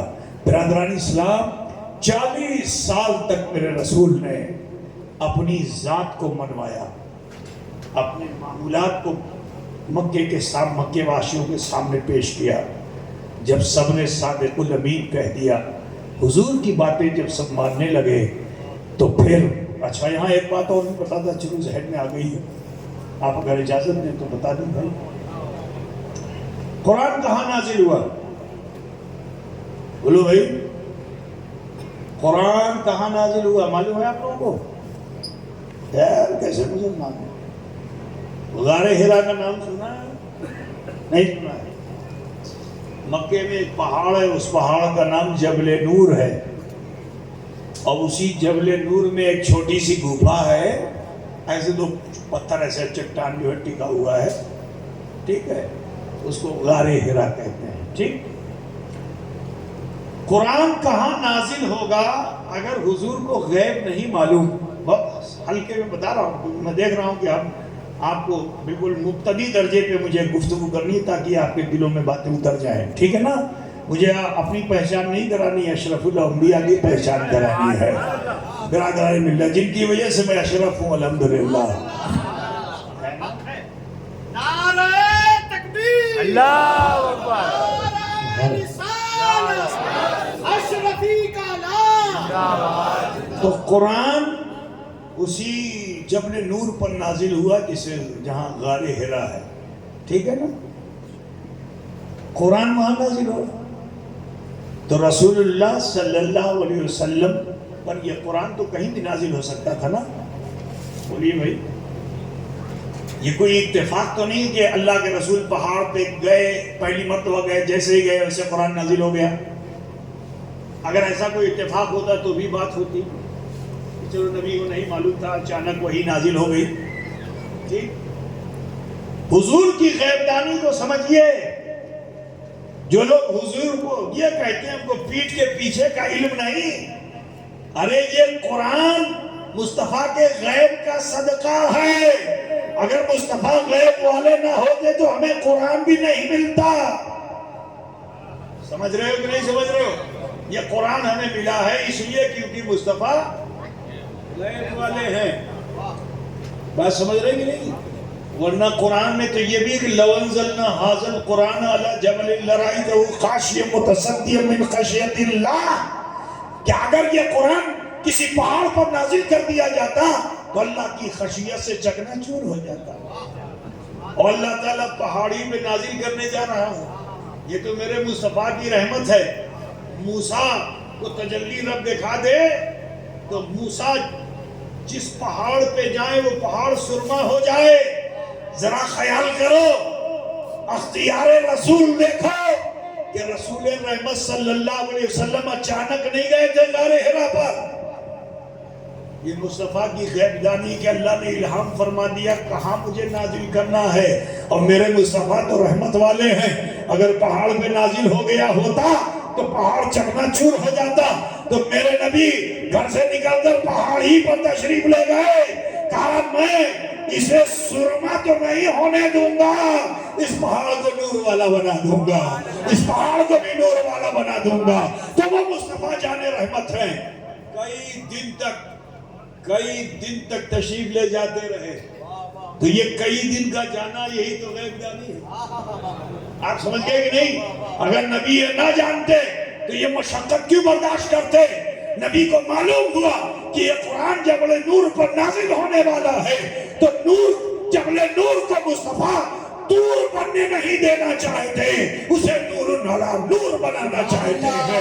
تو وہ مصطفیٰ ہیں کہ جو اس پہاڑ پر تشریف لے گئے اور وہیں قرآن نازل ہوا۔ کہاں نازل ہوا؟ پہاڑ پہ، مگر نبی بیچ میں آ گئے۔ اب جب بیچ میں آ گئے تو سمجھ رہے ہو کہ نہیں؟ اگر پہاڑ پہ نازل ہو گیا ہوتا تو سرما ہو جاتا اللہ کی خشیت سے، لیکن میرے مصطفیٰ کے سینے میں کتنا دم ہے، ذرا خیال کرو کہ مصطفیٰ کے سینے میں کیسا دم ہے۔ پڑھو سورہ علم نشرح کہ علم نشرح لک صدرک ووضعنا عنک وزرک الذی انقض ظہرک۔ وہ قرآن جو پہاڑ پر نازل ہونے والا تھا، چکنا چور ہو جاتا پہاڑ، اس پہاڑ کو جب نبی، اس قرآن کو جب نبی رحمت نے اپنے سینے پر سکینہ کیا، جانتے ہو کیا حال ہوا مصطفیٰ کا؟ اللہ کا کلام تھا نا جی، کمر جھک گئی۔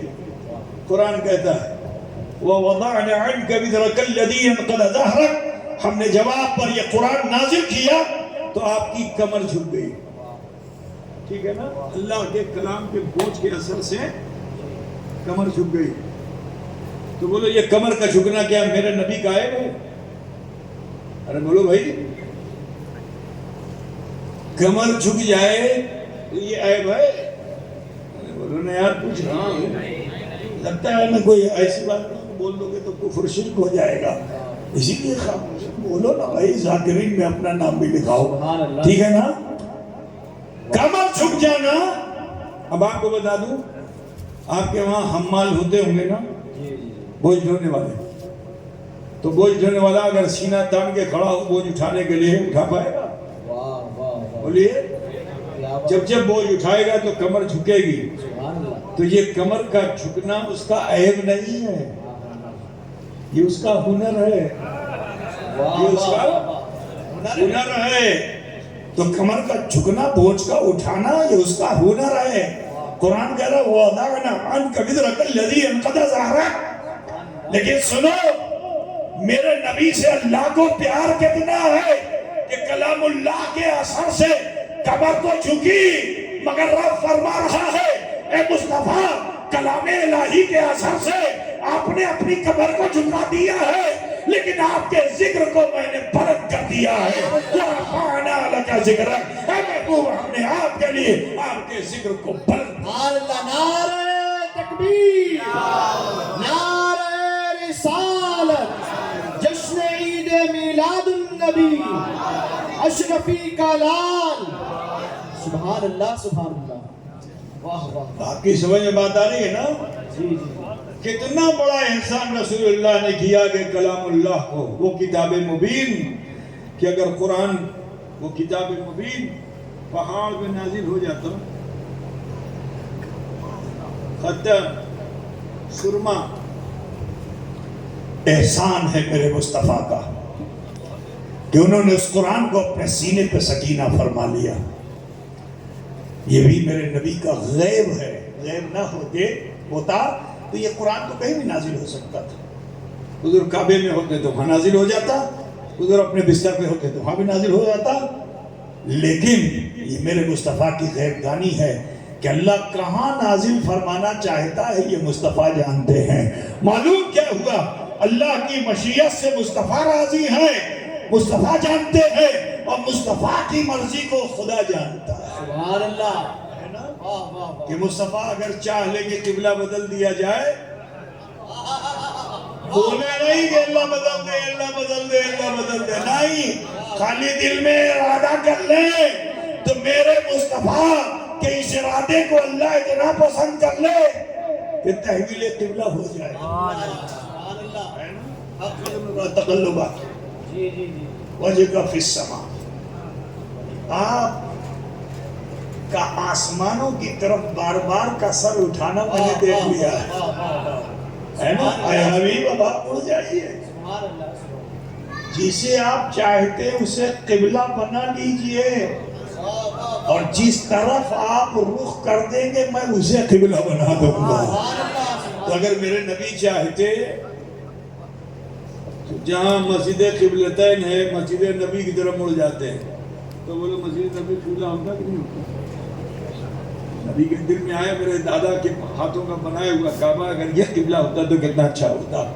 اللہ نے سے معلوم کیا ہوا کہ اللہ کی مشیت کو مصطفیٰ جانتے ہیں اور مصطفیٰ کی مرضی کو خدا جانتا ہے. برادران ملت اسلامیہ، دعوت حق پیش کی فارا کی چوٹی پر کھڑے ہو کر سناٹا چھا گیا، لیکن گھر والا ہی گستاخی پہ آمادہ ہو گیا. ابو لہب گستاخی پہ آمادہ ہو گیا، بڑی بڑی گستاخیاں کرنے لگا. تو گالی دینے والے کو میرے نبی نے گالی نہیں دی، ٹھیک ہے نا؟ آج بھی کچھ ذلیل و خبیث ایسے ہیں کہ جو گالیاں دیتے ہیں. میرے نبی نے گالی نہیں دی ہے مسلمانوں، بس تھوڑا صبر کرو. جب ابو لہب کے ہاتھ خدا توڑ دیتا ہے، اسے لولا بنا دیتا ہے، تو یہ کافر و مشرک کیا ہے؟ اللہ انہیں اسفل سافلین میں پہنچائے گا. نعرہ تکبیر. نعرہ رسالت. نعرہ حیدری. سبحان اللہ. سبحان اللہ. اور حضور نے ہی فرمایا تھا کہ میں دیکھ رہا ہوں کہ ان کی اولادیں اسلام کے جھنڈے کو اٹھانے والے ہو جائیں گے. تو ابو لہب کے ایک بیٹے کے علاوہ جتنے بیٹے تھے سب مومن ہو گئے، صحابی ہو گئے، بڑا درجہ پایا. ابو جہل کا بیٹا اکرمہ تو مجاہد اسلام، قائد اسلام بن گیا.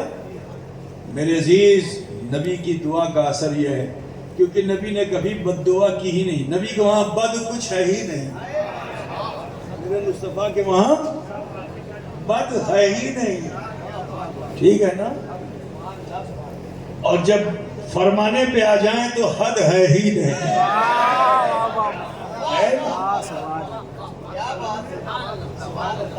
فرمانے پہ آ جائیں تو حد ہے ہی نہیں، اور جانے پہ آ جائیں تو بھی حد ہے ہی نہیں.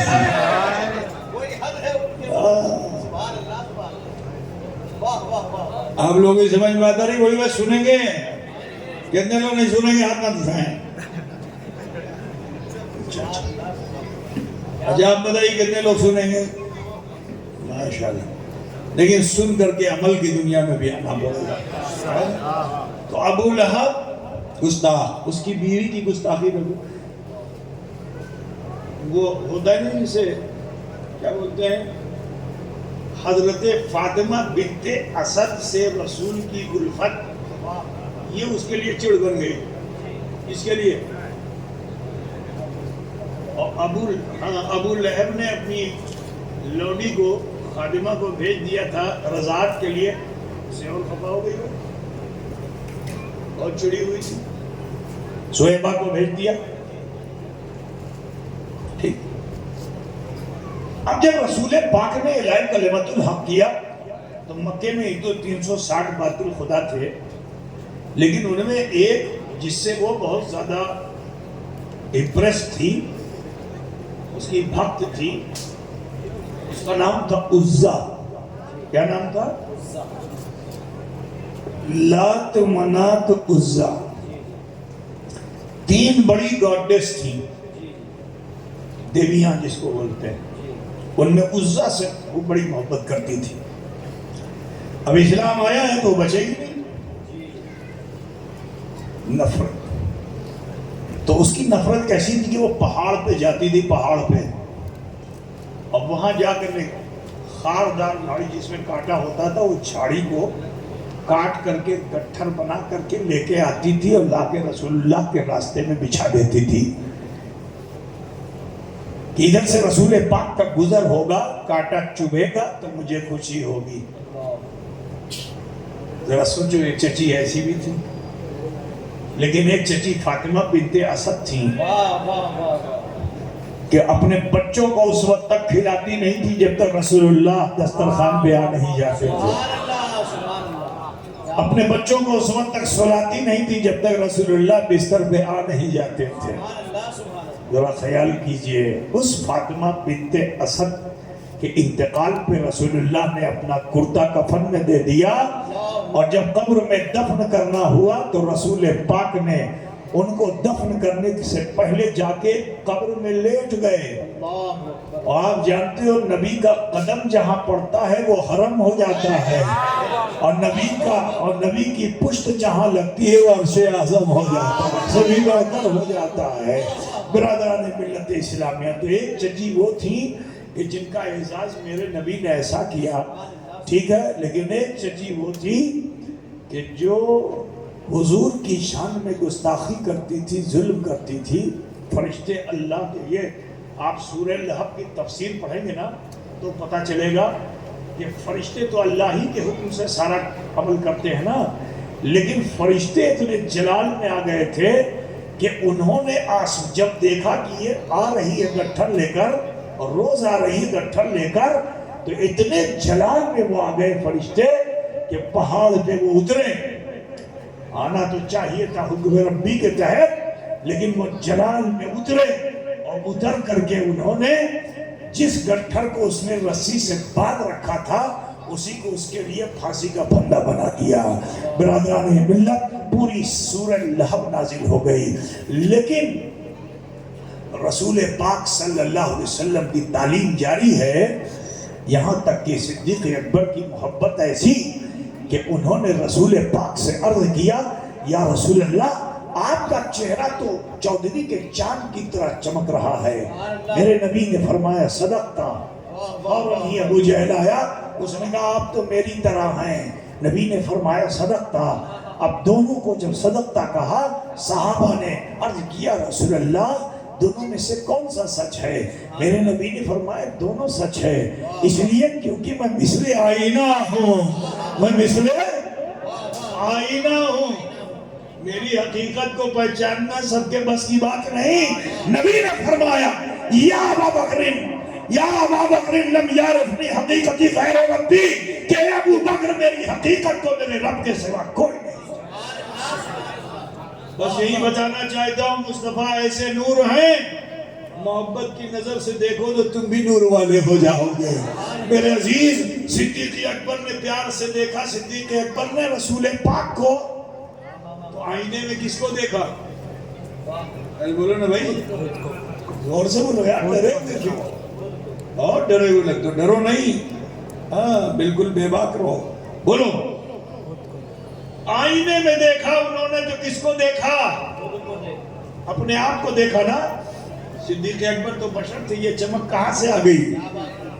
تو یوں کہہ لو, ہندی کا ایک شاعر ہے جس نے کہا لالی میرے لال کی جت دیکھو جت لال, اور لالی دیکھن میں گئی اور میں بھی ہو گئی. ابو جہل اپنی جگہ پہ, صدیق اکبر چاند سے بھی زیادہ چمکدار چہرہ ہو گیا, اس لیے کیونکہ حضور کی صحبت میں آ گئے. دو حدیثیں پیش کر دوں, بات کو زیادہ بڑھاؤں گا نہیں. اب دل تو چاہتا تھا بہت بولوں, لیکن آپ کے اسٹینڈرڈ کو دیکھ رہا ہوں, زیادہ بوجھ نہیں بنانا چاہیے مجھے, ٹھیک ہے؟ تو سنیے, یوں تو میں کئی سالوں سے ان کی محبتوں بڑی دعوت کو قبول کر کے آ جاتا ہوں.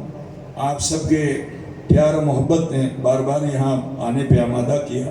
اللہ تعالیٰ آپ سب کو اجر جزیل عطا فرمائے اور سلامت رکھے. اہل سنت والجماعت سے وابستہ رہیے, حضور کے عاشق بن کر رہیے. عاشقان مصطفیٰ کا چہرہ دنیا میں بھی چمکتا ہے, قبر میں بھی چمکتا ہے، جب اٹھو گے محشر میں تو وہاں بھی چہرہ چمکتا ہوا ہوگا انشاءاللہ تعالی۔ سنو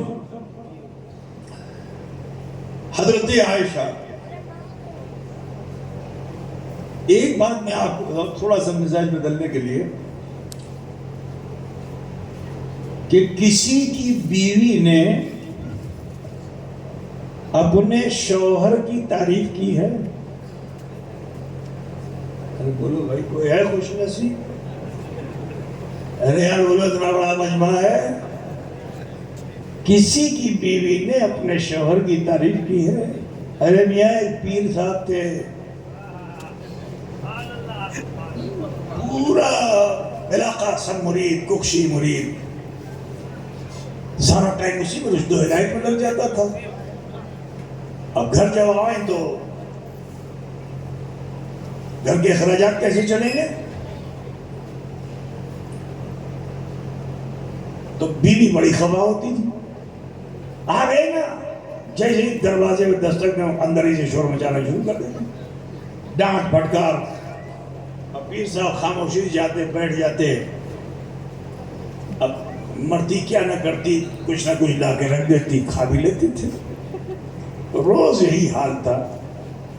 پیر صاحب بھی عاجز آ گئے تھے، یا اللہ ساری دنیا میری عقیدت مند ہے، میں نے سب کو رام کر لیا، یہی ہے جو مجھے بے آرام کیے ہوئے ہے، اس کو کیسے سدھاروں؟ تو ایک دن خیال آیا کہ بھئی اب کچھ کرنا چاہیے۔ وہ فجر کی نماز کے بعد اشراق کی نماز پڑھی اور اس کے بعد مصلی کو حکم دیا ہوا میں اڑ جا۔ مصلی ہوا میں، اب گھر کے آنگن سے اپنے کو گزارا، اس وقت بیوی جھاڑو دے رہی تھی۔ اب جو سرسراہٹ سنی تو اس نے سر جو اٹھایا تو دیکھا کہ مصلی پہ کوئی بزرگ بیٹھے، ہاتھ میں تسبیح ہے، اب مصلی پرواز کر رہا ہے۔ حیرت سے جو دیکھا تو پیر صاحب نے کہا لگتا ہے اس کی عقیدت شروع ہو گئی ہے۔ تھوڑی دیر میں مصلی پھر گھمایا، پھر وہ ایسے تک رہی حیرت سے، حتیٰ کہ جھاڑو چھوڑ کے ہاتھ باندھ لیا۔ پیر صاحب نے اس کو دیکھا، اس کے بعد پھر تیسری مرتبہ گھمایا مصلی کو، تو اس کے دل میں خیال آیا کاش کہ یہ بزرگ مجھے مل جاتے تو میں انہی سے مرید ہو جاتی۔ تو پیر روشن ضمیر ہوتا ہے، دلوں کے حال سے واقف ہوتا ہے۔ جب دیکھا کہ بیوی بالکل رام ہو گئی ہے، رام سمجھ گئے نا، بیوی رام ہو گئی ہے، ادھر آئے، دروازے میں دستک دی، جیسے ہی دستک دی، کہا بہت دیر کر دی، ابھی تک نہیں آیا تھا، بہت دیر کر دی۔ میرا خیال دروازہ کھلا، اندر گیا، جا کے جب بیٹھے تو جھنجھلائی ہوئی تھی، ڈانٹ پھٹکار کیا۔ اس کے بعد کہتی ہے کیا پیری پیری کا ڈھونگ مچائے ہوئے ہو؟ آج میں نے ایک اللہ کے ولی کو دیکھا کہ وہ ہوا میں اڑ رہا تھا، بڑا بے نیاز انسان تھا، کاش کہ وہ مجھے مل جاتا تو میں مرید ہو جاتی۔ کہا بیوی سچ کہتی ہو؟ کہا ہاں سچ کہتی ہوں، اور کیا جھوٹ تھوڑی بولتی ہوں، سچ کہتی ہوں، اگر وہ مل جاتا تو میں اس سے مرید ہو جاتی۔ تو کہا اے بیوی جس کو تم نے ہوا میں اڑتے ہوئے دیکھا وہ کوئی اور نہیں، وہ میں ہی تھا۔ جیسے ہی کہا میں ہی تھا تو کہا جبھی تو ٹیڑھے ٹیڑھے اڑ رہے تھے۔ بیویاں اگر اپنے شوہر کی تعریف کر دیں تو شوہر بڑا خوش نصیب ہے۔ اللہ کرے کہ سب کی بیویاں اپنے شوہروں کی تعریف کریں، بہت اچھی بات ہے۔ ازدواجی زندگی اس طرح گزرے جیسے جسم و لباس، اللہ تعالیٰ گاڑی کے دو پہیوں کی طرح میاں بیوی کو کر دے اور محبتوں کے ساتھ یہ زندگی کا سفر گزرے اور آنے والی نسلوں کو اچھی تربیت دے کر جائے۔ بہرحال سنو، میرے رسول صلی اللہ علیہ وسلم کی مقدس بیویوں میں حضرت عائشہ صدیقہ رضی اللہ تعالی عنہا، جن کو حضور بہت چاہتے تھے، حضرت خدیجہ الکبریٰ کے بعد حضرت عائشہ کو بہت چاہتے تھے۔ آپ فرماتی ہیں کہ ایک روز رسول اللہ میرے گھر میں تشریف لائے، چراغ جل رہا تھا، ہاتھ میں سوئی تھی، چراغ بجھ گیا، سوئی گر گئی، جیسے ہی اندھیرا ہوا حضور نے تبسم فرمایا، آپ کے دندان مبارک سے روشنی پھوٹی، اتنی روشنی پھوٹی کہ میں نے اپنی سوئی کو حاصل کر لیا۔ یہ آپ بڑے خاص انداز سے علماء سے سنتے ہیں، میں نے مختصر آپ کو بتا دیا، ٹھیک ہے؟ ہم دیکھیں وہ شعر اور بھی سنائیں گے بھائی، جب تک وہ شعر سنایا نہیں جائے گا اس وقت تک جو ہے یہ حدیث مکمل نہیں ہوگی۔ ویسے میرا بھی ایک شعر سن لیجئے پھر اسی پہ کہ گم شدہ سوزن ملی یہ عائشہ کہنے لگی، اس اندھیرے میں نبی کا مسکرانا یا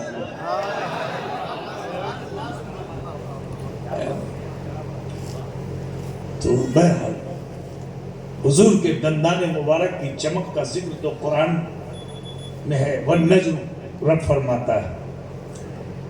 لیکن میں یہاں ایک بات بتانا چاہتا ہوں کہ اتنی روشنی اس کی ایک وجہ اور بھی تھی۔ جنگ احد میں رسول پاک صلی اللہ علیہ وسلم کے دندان مبارک شہید ہوئے، آپ کو معلوم ہے نا؟ ٹھیک، اس وقت آپ کو ضرب ایسی ظالموں نے لگائی تھی کہ آپ نے جو خود پہن رکھا تھا اس کی کڑیاں رسول پاک کے رخسار میں دھس گئی تھیں، جس کو نکالنے میں صحابی رسول نے اپنے دانت سے پکڑ کر اس کو جو کھینچنا چاہا تو ان کے دندان مبارک شہید ہو گئے تھے۔ ذرا خیال کیجئے۔ لیکن سنو، اچھا بتاؤ، دانت ٹوٹنا یہ عیب ہے کہ عیب نہیں ہے؟ بولو بولو بھائی، یہ دونوں بزرگ بیٹھے ہیں، خلیفہ صاحبان میرے بھائی خلیفہ ہیں دونوں لوگ۔ اب ان کا دانت اگر ٹوٹ جائے تو عیب ہے کہ ہنر ہے؟ اب بچے کا دانت ٹوٹ جائے تو بھی عیب ہے، اگر تو اس کا دانت نکلے گا پھر بھی عیب ہے نا؟ خالی ہوگا بھی نہیں ہوگا۔ لیکن میرے رسول کیسے نرالے ہیں کہ ظالموں نے ظلم تو کیا، آپ کے دندان مبارک شہید ہوئے، مگر میرے مصطفیٰ کے حسن میں کوئی کمی نہیں۔ وہ والضحیٰ ہی ہے، وہ والشمس والضحیٰ ہی ہے، وہ والنجم ہی ہے میرے عزیز۔ لیکن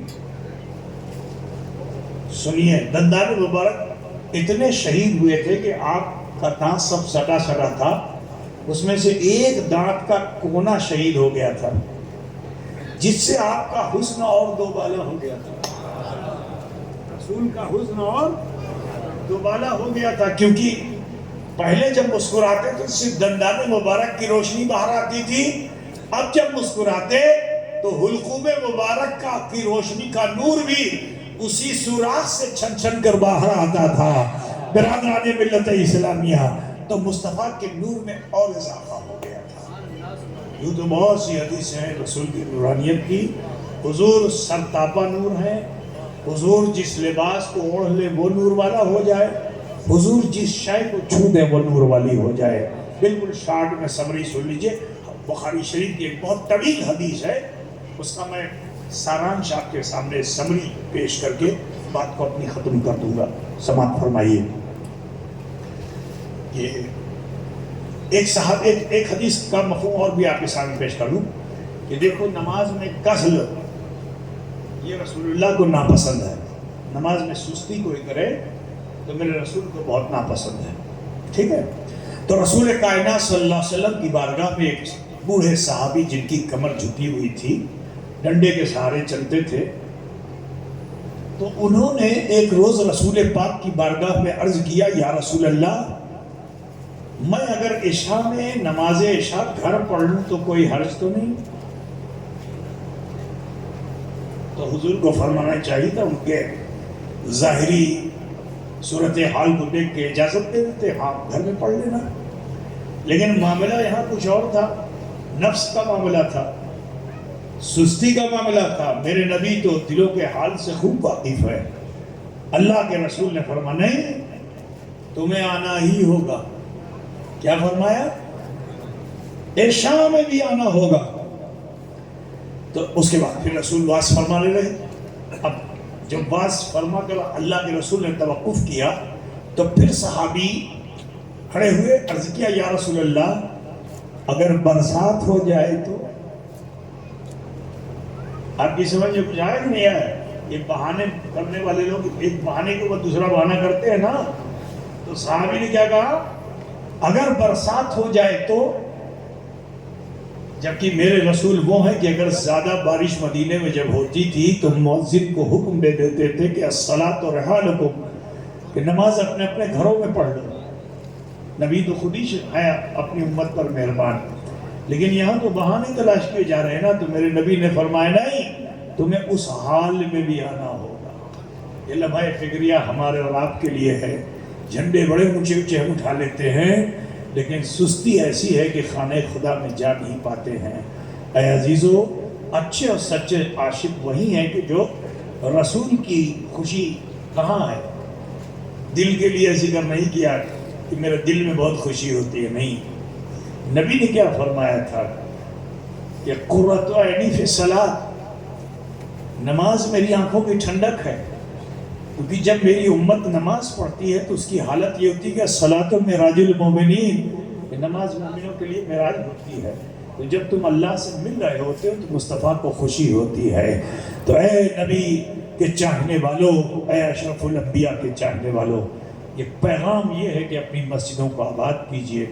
چاہتے ہو کہ تم طاقت بن جاؤ، آج تمہیں ہر کوئی دائیں بائیں سے تھپڑ لگا کے چلا جاتا ہے، ٹھوک کے چلا جاتا ہے، گرا کے چلا جاتا ہے۔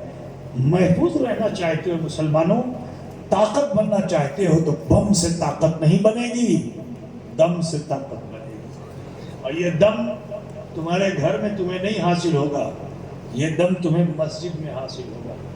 اپنی مسجدوں کو آباد کیجئے مسلمانوں، جس طرح جمعے میں آتے ہو ایسے ہی اگر فجر میں آنے لگو، بڑے بخدا کہتا ہوں کہ صرف ایک مہینہ پابندی کے ساتھ جیسے جمعے میں آتے ہو ایسے ہی فجر میں آنے لگو نا، وہ باطل جو تمہیں غرہ غرہ کے دیکھ رہا ہے، وہ گیدڑ بھبکیاں جو تمہیں دے رہا ہے، بخدا کہتا ہوں کہ تمہیں دیکھے گا اور پڑھے گا کلمہ لا الہ الا اللہ محمد رسول اللہ۔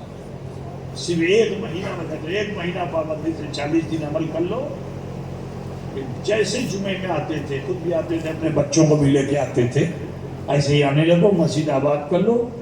میں بڑے چیلنج کے ساتھ کہتا ہوں انقلاب آ جائے گا، صرف کوکشی میں نہیں پورے ہندوستان میں انقلاب آ جائے گا، اور صرف پورے ہندوستانیوں نہیں پوری دنیا میں انقلاب آ جائے گا انشاءاللہ تعالیٰ۔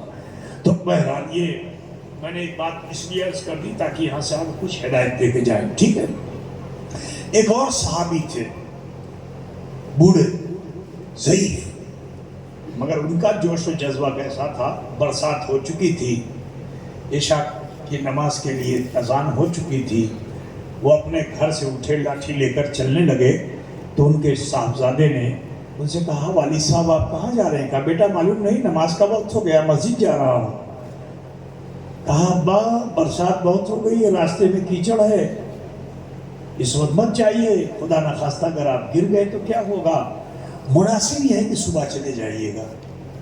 جب انہوں نے یہ اپنا مشورہ دیا تو صحابی رسول کو جلال آ گیا، فرماتے ہیں بیٹے تو مجھے صحبت رسول میں جانے سے روکتا ہے، نبی کے پیچھے نماز پڑھنے سے روکتا ہے، اللہ کے رسول واز فرمائیں کہ اس کو سننے سے روکتا ہے، اچھا بتا صبح تک زندہ رہنے کی تو مجھے ضمانت دیتا ہے؟ بیٹے کی زبان بند ہو گئی، خاموش ہو گیا، کیا جواب دیتا؟ باپ اپنے عزم و ارادے کے ساتھ آگے بڑھا، مگر سعادت مند بیٹا تھا، یہ نہیں تمنا کر رہا تھا کہ ابا گرے پھسلے مرے دولت ہمارے ہاتھ آئے، نہیں، وہ تو اچھے باپ کا اچھا بیٹا تھا، تو پیچھے پیچھے چلا کہ اگر والد صاحب کہیں پھسلیں گے تو میں سنبھالوں گا، آگے آگے باپ پیچھے پیچھے بیٹا، یہاں تک کہ مسجد نبی آ گئی، مگر آنے میں تاخیر ہوئی، نماز ہو چکی ہے، کیچڑ میں پیر بڑی مشکل سے رکھتے رکھتے آئے تھے نا، نماز ہو چکی، اللہ کے رسول واز فرما رہے تھے، سبھی بیٹھے ہوئے تھے، مجمع لگا ہوا تھا، آگے جانے کی کوئی جگہ نہیں تھی، تو جہاں پیچھے جگہ ملی وہیں بیٹھ گئے۔ اللہ کے رسول نے جب واز مکمل کیا تو میرے رسول سے تو کچھ چھپتا نہیں، حضور تو فرماتے ہیں کہ میں دو عالم کو ایسے دیکھتا ہوں جیسے ہتھیلی پہ رائی کا دانہ۔ تو مجمع رسول میں، محفل رسول میں بیٹھنے والے کو حضور کیوں نہ دیکھیں گے؟ اور یہ صحابی روزانہ آتے بھی اسی لیے تھے کہ کاش کہ رسول اللہ کی نظر مجھ پہ ہو جائے، حضور کی نظر کرم مجھ پہ ہو جائے، حضور کی نظر عنایت مجھ پہ ہو جائے، تو کبھی آگے بیٹھتے، کبھی پیچھے، کبھی دائیں، کبھی بائیں. آج موقع بالکل پیچھے ملا تھا. رسول پاک نے خطاب ختم فرمانے کے بعد ارشاد فرمایا فلاں یہاں آؤ. اب جو سنا تو خوشی سے پھولے نہ سمائے. کہاں تو مشکلوں سے اٹھتے تھے، کھڑے ہوتے تھے، لاٹھی کا سہارا لیتے تھے، لیکن جوش ایسا پیدا ہوا کہ سینہ تن گیا. سینہ تن گیا. لاٹھی لے کے 2 قدم تیز چلے. اچانک پھر خیال آیا کہ کہیں میں نے آداب محفل میں کوئی خطا تو نہیں کر دی ہے. لرز گئے، کانپ گئے، پیر منو بھاری ہو گیا، لب تھر تھر کانپنے لگے، رونگٹا کھڑا ہو گیا، چہرے کا رنگ زرد پڑ گیا، آگے بڑھنا محال. اچانک پھر دل نے تسلی دی کہ ارے جاؤ نا، جن کی بارگاہ میں جا رہے ہو وہ رؤوف مصطفیٰ ہیں، وہ رحیم مصطفیٰ ہیں. غرض کے پھر 2 قدم اور آگے بڑھے، پھر ٹھٹک گئے، پھر 2 قدم آگے بڑھے، پھر ٹھٹک گئے. اسی امید و بیم میں حضور کی بارگاہ میں جب پہنچے تو بدن کانپ رہا تھا، رونگٹے کھڑے تھے، چہرے کا رنگ زرد تھا، پلکیں جھکی ہوئی تھی. اللہ کے رسول نے صحابی کا جو یہ منظر دیکھا تو میرے نبی نے فرمایا اپنی چھڑی مجھ کو دے دو. اور جیسے ہی کہا چھڑی مجھ کو دے دو تو صحابی کی یہ پلکیں جو جھکی ہوئی تھی ٹک سے اوپر ہوئی.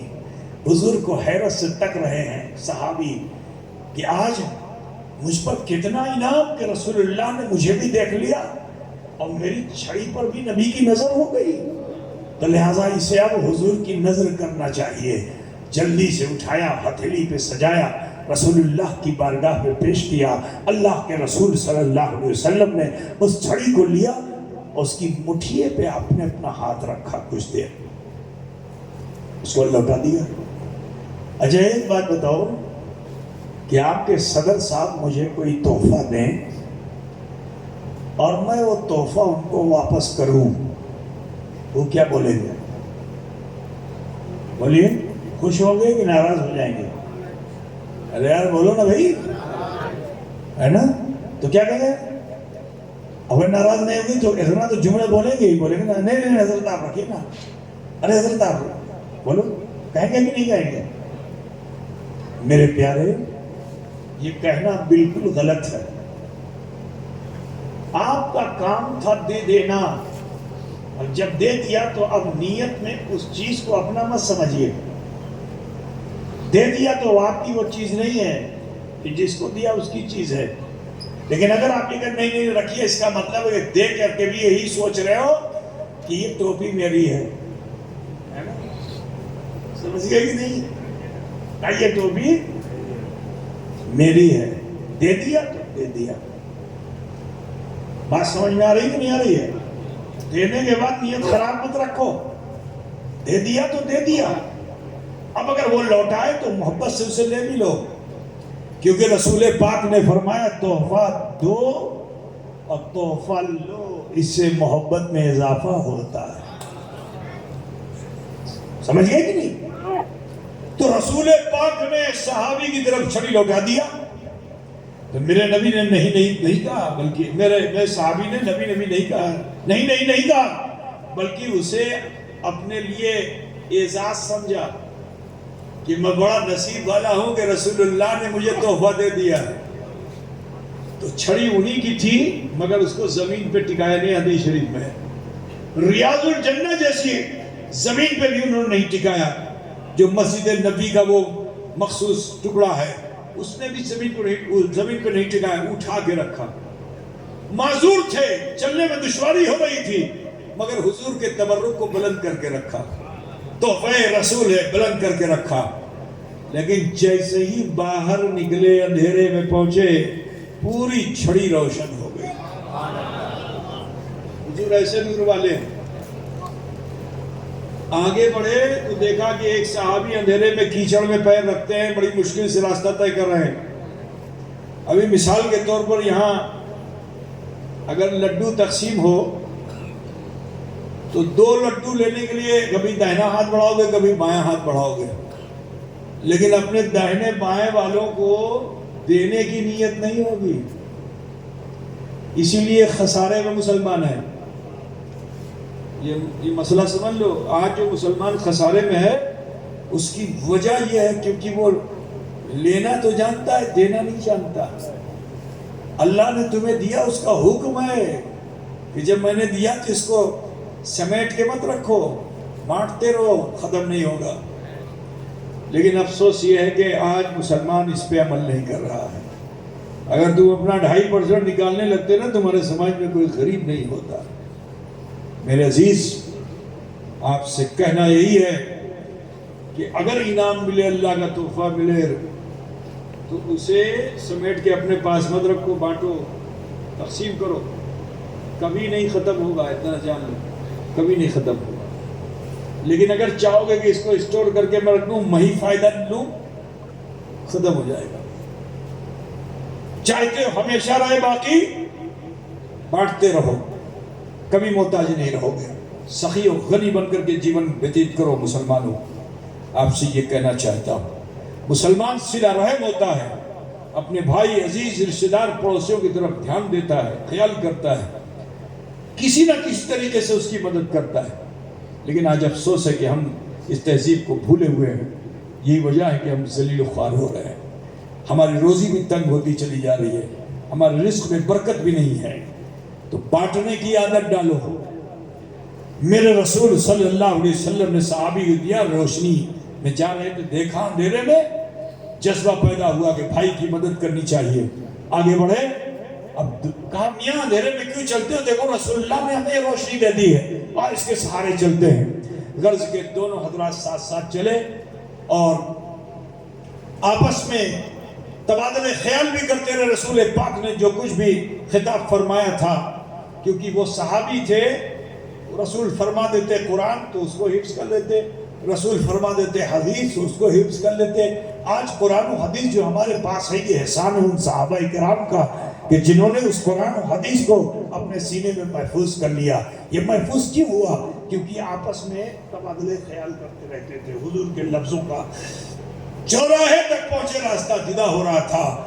جن کے پاس روشنی والی لاٹھی نہیں تھی، انہوں نے کہا بھائی یہاں سے مجھے راستے کا اندازہ ہے، میں چلا جاؤں گا، آپ اپنے گھر جائیے۔ انہوں نے کہا یہ کیسے ہو سکتا ہے کہ میں اجالے میں جاؤں، آپ کو اندھیرے میں چھوڑ دوں؟ نہیں چلیے میں آپ کو اپنے گھر چھوڑتا ہوں۔ تو انہوں نے کہا پھر یہ کیسے ہوگا کہ میں گھر میں چلا جاؤں، آپ کو راستے پہ چھوڑ دوں؟ غرض کے یہ پیار و محبت کی تکرار بڑھتی چلی گئی، یہاں تک کہ ان کے قدم بھی بڑھتے چلے گئے، اور دونوں جب قریب آئے، ہاتھ اٹھایا تو ایک کی لاٹھی دوسرے کی لاٹھی سے ٹکرا جاتی ہے۔ ٹکرانا تھا کہ وہ بھی روشن ہو جاتی ہے۔ ذرا سوچو، مصطفیٰ ایسے نور ہیں، چھو دیں تو وہ نور، جو اس چھوئی ہوئی شے سے ٹکرا جائے وہ بھی نور ہے نا۔ اس سے ایک نتیجہ لینا ہے میرے عزیز، وہ یہ ہے کہ ایک بے نور سوکھی ہوئی لکڑی تو روشن ہو گئی، اس سے ٹکرانے والی دوسری لکڑی روشن ہو گئی۔ لیکن اے مسلمانوں، صدیوں سے ہمارا تمہارا سب کا ناطہ جناب محمد رسول اللہ صلی اللہ علیہ وسلم سے ہے۔ کیا وجہ ہے کہ لکڑی روشن ہو گئی مگر مسلمان چمکتا ہوا نہیں دکھائی دے رہا ہے، مسلمان روشن نظر نہیں آ رہا ہے؟ اس کی وجہ کیا ہے؟ تو میری جو سمجھ میں بات آتی ہے میں آپ کے سامنے رکھنا چاہتا ہوں، سنیں گے آپ لوگ؟ لالٹین آپ نے دیکھا؟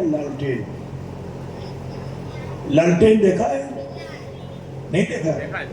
کتنے لوگوں نے دیکھا؟ ہاتھ اٹھاؤ نا، جانے دیتے دیکھا ہے؟ ماشاءاللہ بہت لوگوں نے دیکھا ہے۔ اب بچے نہیں دیکھ پائیں گے، اب ان کے لیے عجوبہ ہوگا، کسی میوزیم میں لالٹین دیکھیں گے، واٹ از لالٹین، ہے نا۔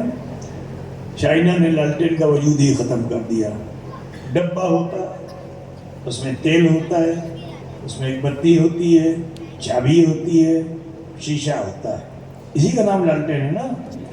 لیکن کبھی کبھی بتی ٹیڑھی ہو جاتی ہے تو اس سے دھواں اٹھتا ہے، وہ دھواں شیشے پہ جا کے لگتا ہے۔ اب جب شیشے پہ جا کے لگتا ہے تو شیشہ کیسا ہو جاتا ہے؟ زور سے بولو نا۔ اب جب کالا شیشہ ہو گیا، روشنی اندر ہے، اجالا باہر آئے گا، تو آپ کیا کرتے ہیں؟ پھر صفائی کرتے ہیں نا، کٹائی کرتے ہیں، صفائی کرتے ہیں، شیشے کو اتارتے ہیں، کپڑے سے صاف کرتے ہیں، جو ٹیڑھی بتی ہے اس کو قینچی سے کاٹ کے درست کرتے ہیں۔ جب لو درست ہو جاتی شیشہ چڑھا دیتے ہیں، اب روشنی اندر بھی ہوتی ہے، اجالا باہر بھی ہوتا ہے۔ بولیے ایسا ہوتا ہی نہیں ہوتا ہے؟ آج بلا تمثیل و تشبیہ مجھے کہہ لینے دو مسلمانوں کہ کہ ہمارے سینے میں جو عشق مصطفیٰ کا چراغ جل رہا ہے، جو ایمان و عقیدے کی بتی ہمارے سینے میں جل رہی ہے، افسوس ہے کہ وہ ہمارے عمل سے ٹیڑھی ہو گئی ہے، اور اتنی ٹیڑھی ہو گئی ہے کہ صبح سے لے کے شام تک اس سے دھواں اٹھ رہا ہے، چوری کا، جھوٹ کا، چغلی کا، غیبت کا، نفرت کا، عداوت کا، ظلم کا، ستم کا، ٹھیک ہے، سود کا، زنا کا، نہ جانے کیسے کیسے دھوئیں اٹھ رہے ہیں، اور یہ دھواں اٹھ کے ہمارے شیشے دل پہ چھا رہے ہیں۔ تو جو چھا گیا شیشے دل پہ دھواں، تو روشنی تو اندر ہے مگر اجالا باہر نہیں آ رہا ہے۔ ورنہ روشنی والے خواجہ آ گئے تو 90 لاکھ ایک ہی پل میں قدموں پہ گرے، اسلام لائے، ہے نا؟ روشنی والے اشرف جہانگیر آ گئے، ہندوستان کے گوشے گوشے میں اسلام پھیل گیا۔ روشنی والے یہ بزرگ جو مدھیہ پردیش میں آ گئے، اس کفر کی بستیوں میں بھی اسلام پھیل گیا، کیونکہ وہ اجالا لے کے آئے تھے، اندھیرا نہیں تھا۔ اجالا، روشنی ہمارے پاس بھی ہے لیکن اجالے نہیں ہیں۔ اس کی وجہ کیا ہے؟ کیونکہ ہمارا دل برائیوں سے سیاہ ہو چکا ہے، خطاؤں سے سیاہ ہو چکا ہے۔ اے عزیزو، اگر چاہتے ہو کہ یہ سیاہ دل روشن صاف ہو جائے اور یہ تمہارا چراغ جو تمہارے سینے میں جل رہا ہے اس کی روشنی باہر بھی آئے، تو اس کے لیے اللہ اس کے رسول نے قرینہ ہمیں بتایا ہے۔ نبی رحمت صلی اللہ علیہ وسلم نے ارشاد فرمایا ہے کہ توبوا قبل ان تموتوا، توبہ کر لو اس سے پہلے کہ تمہیں موت آ جائے۔ ابھی موت نہیں آئی ہے، برائیوں سے توبہ کر لو، معافی مانگ لو، چاہے جتنا پرانا داغ ہوگا وہ صاف ہو جائے گا۔ اللہ تعالیٰ ارشاد فرماتا ہے یا ایھا الذین آمنوا توبوا الی اللہ توبۃ نصوحا، کہ ایمان والو توبہ کرو اور توبہ نصوحا کرو۔ یہ نہیں کہ اللہ نے توبہ کرتا ایمان ہوا، صبح کو پھر دیکھیے چڑھ گئی، صبح کو توبہ کیا شام کو پھر چڑھ گئی، نہیں چلے گا۔ توبہ نصوحا کرو مسلمانوں۔ آج ذلت اور رسوائی کی زندگی سے بچنا ہے۔ آج چاہتے ہو کہ مسلمانوں کو پھر سے عزت و وقار ملے، قبرستان، ٹھیک ہے، مسجد، مدرسہ، خانقاہ، گھر بچانا چاہتے ہو؟ لاٹھی ڈنڈے سے نہیں بچے گا، تمہارے اچھے عمل سے بچ جائے گا، سب محفوظ رہے گا انشاءاللہ تعالی۔ جو اس کو توڑنے والا ہوگا وہ خود ہی ٹوٹ جائے گا انشاءاللہ تعالی۔ ٹھیک ہے نا بھائی؟ بس اپنا عمل صحیح کر لو، استغفار کی طرف آمادہ ہو جاؤ۔ توبہ، استغفار، اللہ کی بارگاہ میں رجوع ہو جانا، اللہ پھر اس پر ایسا رحمان الرحیم ہے کہ اس کے جیون بھر کے بہت سے گناہوں کو اللہ معاف فرما دیتا ہے۔ اگر آپ چاہتے ہیں کہ اشرف الانبیاء کانفرنس پہ آئے ہوئے ہو، حضور اکرم صلی اللہ علیہ وسلم کا کرم و احسان چاہتے ہو، تو اپنی اصلاح کر لو، اپنے کو درست کر لو، اپنے کو صحیح کر لو۔ طریقہ میں بتا دیتا ہوں، میرا تعلق کچوجے شریف سے ہے، خانقاہ سے ہے۔ تو یہ طریقہ یہ ہے کہ ادب کے ساتھ بیٹھیے، ہاتھوں کو باندھیے ناف پر، ماں بہن بیٹیاں اگر سن رہی ہیں تو وہ سینے میں باندھیں، اور تھوڑی دیر کے لیے آنکھیں بند کر لیجیے۔ اب نہ میں آپ کو دیکھوں نہ آپ مجھے دیکھیں، ایک احساس بیدار کیجیے جس سے دلوں میں خوف پیدا ہوتا ہے۔ وہ احساس یہ ہے، سوچئے کہ اللہ مجھے دیکھ رہا ہے، اللہ مجھے دیکھ رہا ہے، اللہ علیم و خبیر ہے، مجھے دیکھ رہا ہے۔ جب یہ احساس بیدار ہو جائے گا، برائی کی طرف ذہن بھی نہیں جائے گا۔ جو برے کام کیے ہیں اس کی معافی اپیل کرنے کا من چاہے گا، تو اللہ بھی یہی چاہتا ہے۔ یہ احساس کر لو کہ تم اسے وہ تمہیں دیکھ رہا ہے، پھر اس کی بارگاہ میں اپنے جیون بھر میں جو خطائیں بھول آپ نے کی ہے اسے اکٹھا کر کے رب العالمین کی بارگاہ میں پیش کر دیجئے، جو ارحم الراحمین ہے، غفور الرحیم ہے۔ انشاءاللہ تعالی اگر بچپن، جوانی، بڑھاپے کے گناہ یاد آ گئے اور اسے آپ نے خاموشی سے پیش کر دیا، تو اللہ تعالی ہمارے آپ سب کے چھوٹے بڑے گناہوں کو ضرور بے ضرور معاف فرمائے گا۔ بسم اللہ الرحمن الرحیم.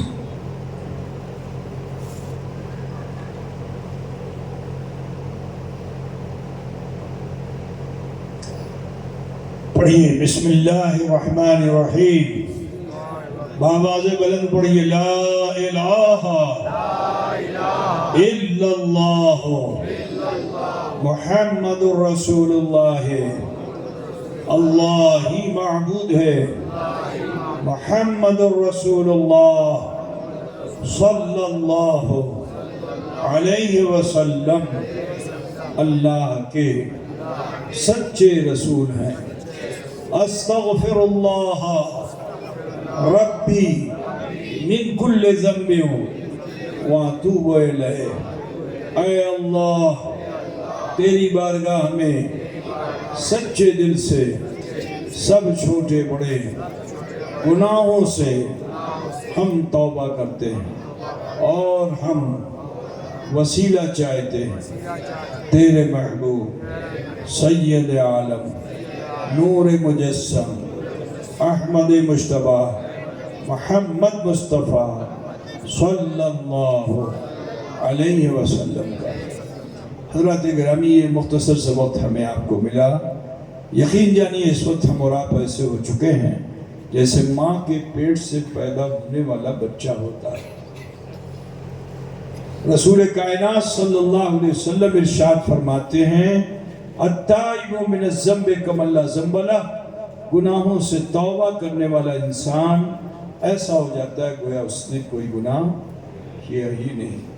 تو اس وقت ہم اور آپ اتنے صاف ہو چکے ہیں، بس ضرورت اس چیز کی ہے کہ اب اپنی آنے والی زندگی کو بہتر بنائیے، غلط کاموں سے اپنے آپ کو بچائیے، نیک عمل کیجیے. کسی کام کو کرنے سے پہلے ایک مرتبہ غور ضرور کیجیے کہ یہ کام کروں یا نہ کروں. دل فوراً جواب دے گا کر لو، دل فوراً جواب دے گا مت کرو. یہ فوراً جواب دینے والے پر اگر آپ نے عمل کر دیا تو یہ شریعت کے مطابق ہوگا، لیکن جیسے ہی تھوڑا سا ٹھہرو گے تو دل سے ایک اور آواز آئے گی اچھا ٹھیک ہے بعد میں کر لینا، صبح کر لیں گے. تو یہ دوسری آواز ہے، یہ آپ کو گمراہ کر دے گی، آپ کو اچھا کام کرنے نہیں دے گی. آپ برے کام سے بچنا چاہو گے، وہ برے کام کی طرف آپ کو آمادہ کر دے گی. تو لہٰذا وہ پہلی آواز جو تمہارے دل سے آئے اس پر عمل کر لو گے تو انشاءاللہ وہ بالکل عین شریعت ہوگا. لیکن اگر کہیں وسوسے اور دغدغے میں آپ آ جاؤ تو پھر یہ علماء کی بہت بڑی جماعت آپ کے پاس ہے جس کے لیے قرآن پاک میں اللہ تعالیٰ نے ارشاد فرمایا کہ فَاسْأَلُوا أَهْلَ الذِّكْرِ إِن كُنتُمْ لَا تَعْلَمُونَ، کہ اہل ذکر سے پوچھ لو اگر تم نہیں جانتے ہو. آج آپ دیکھ لو مولوی ملا بھی سوشل میڈیا میں دیکھ لو نا کیسی کیسی غلطیاں کر رہے ہیں. اپنے کو علامہ مولانا مفتی سب بولتے ہیں لیکن کسی اور سے پوچھنا نہیں چاہتے. اپنے کو انوکھا نرالا بنانے کے لیے کچھ نہ کچھ خطائیں غلطیاں کرتے ہیں. سمجھ رہے نا؟ تو جہاں کہیں وسوسہ دغدغہ ہو عالم کو بھی چاہیے کہ وہ دوسرے عالم سے پوچھ لے، شرم کی بات نہیں ہے. عوام کو بھی چاہیے کہ وہ عالم سے پوچھ لے. اس لیے قرآن میں آیا کہ فَاسْأَلُوا أَهْلَ الذِّكْرِ إِن كُنتُمْ لَا تَعْلَمُونَ. امید ہے کہ آج کی اس بزم سے آپ اٹھیں گے تو ہدایت آپ کا زیور بن جائے گا. آپ کے معاملات زندگی میں شریعت ہوگی. قدم آپ کا جو اٹھے گا وہ غلط راہ پہ نہیں اٹھے گا، اس راہ پہ اٹھے گا جس پر اللہ کا انعام ہے. دعا کرتا ہوں مولا کریم ہمیں آپ سب کو عمل خیر کی توفیق رفیق عطا فرمائے. وآخر دعوانا الحمد للہ رب العالمین. السلام علیکم ورحمۃ اللہ.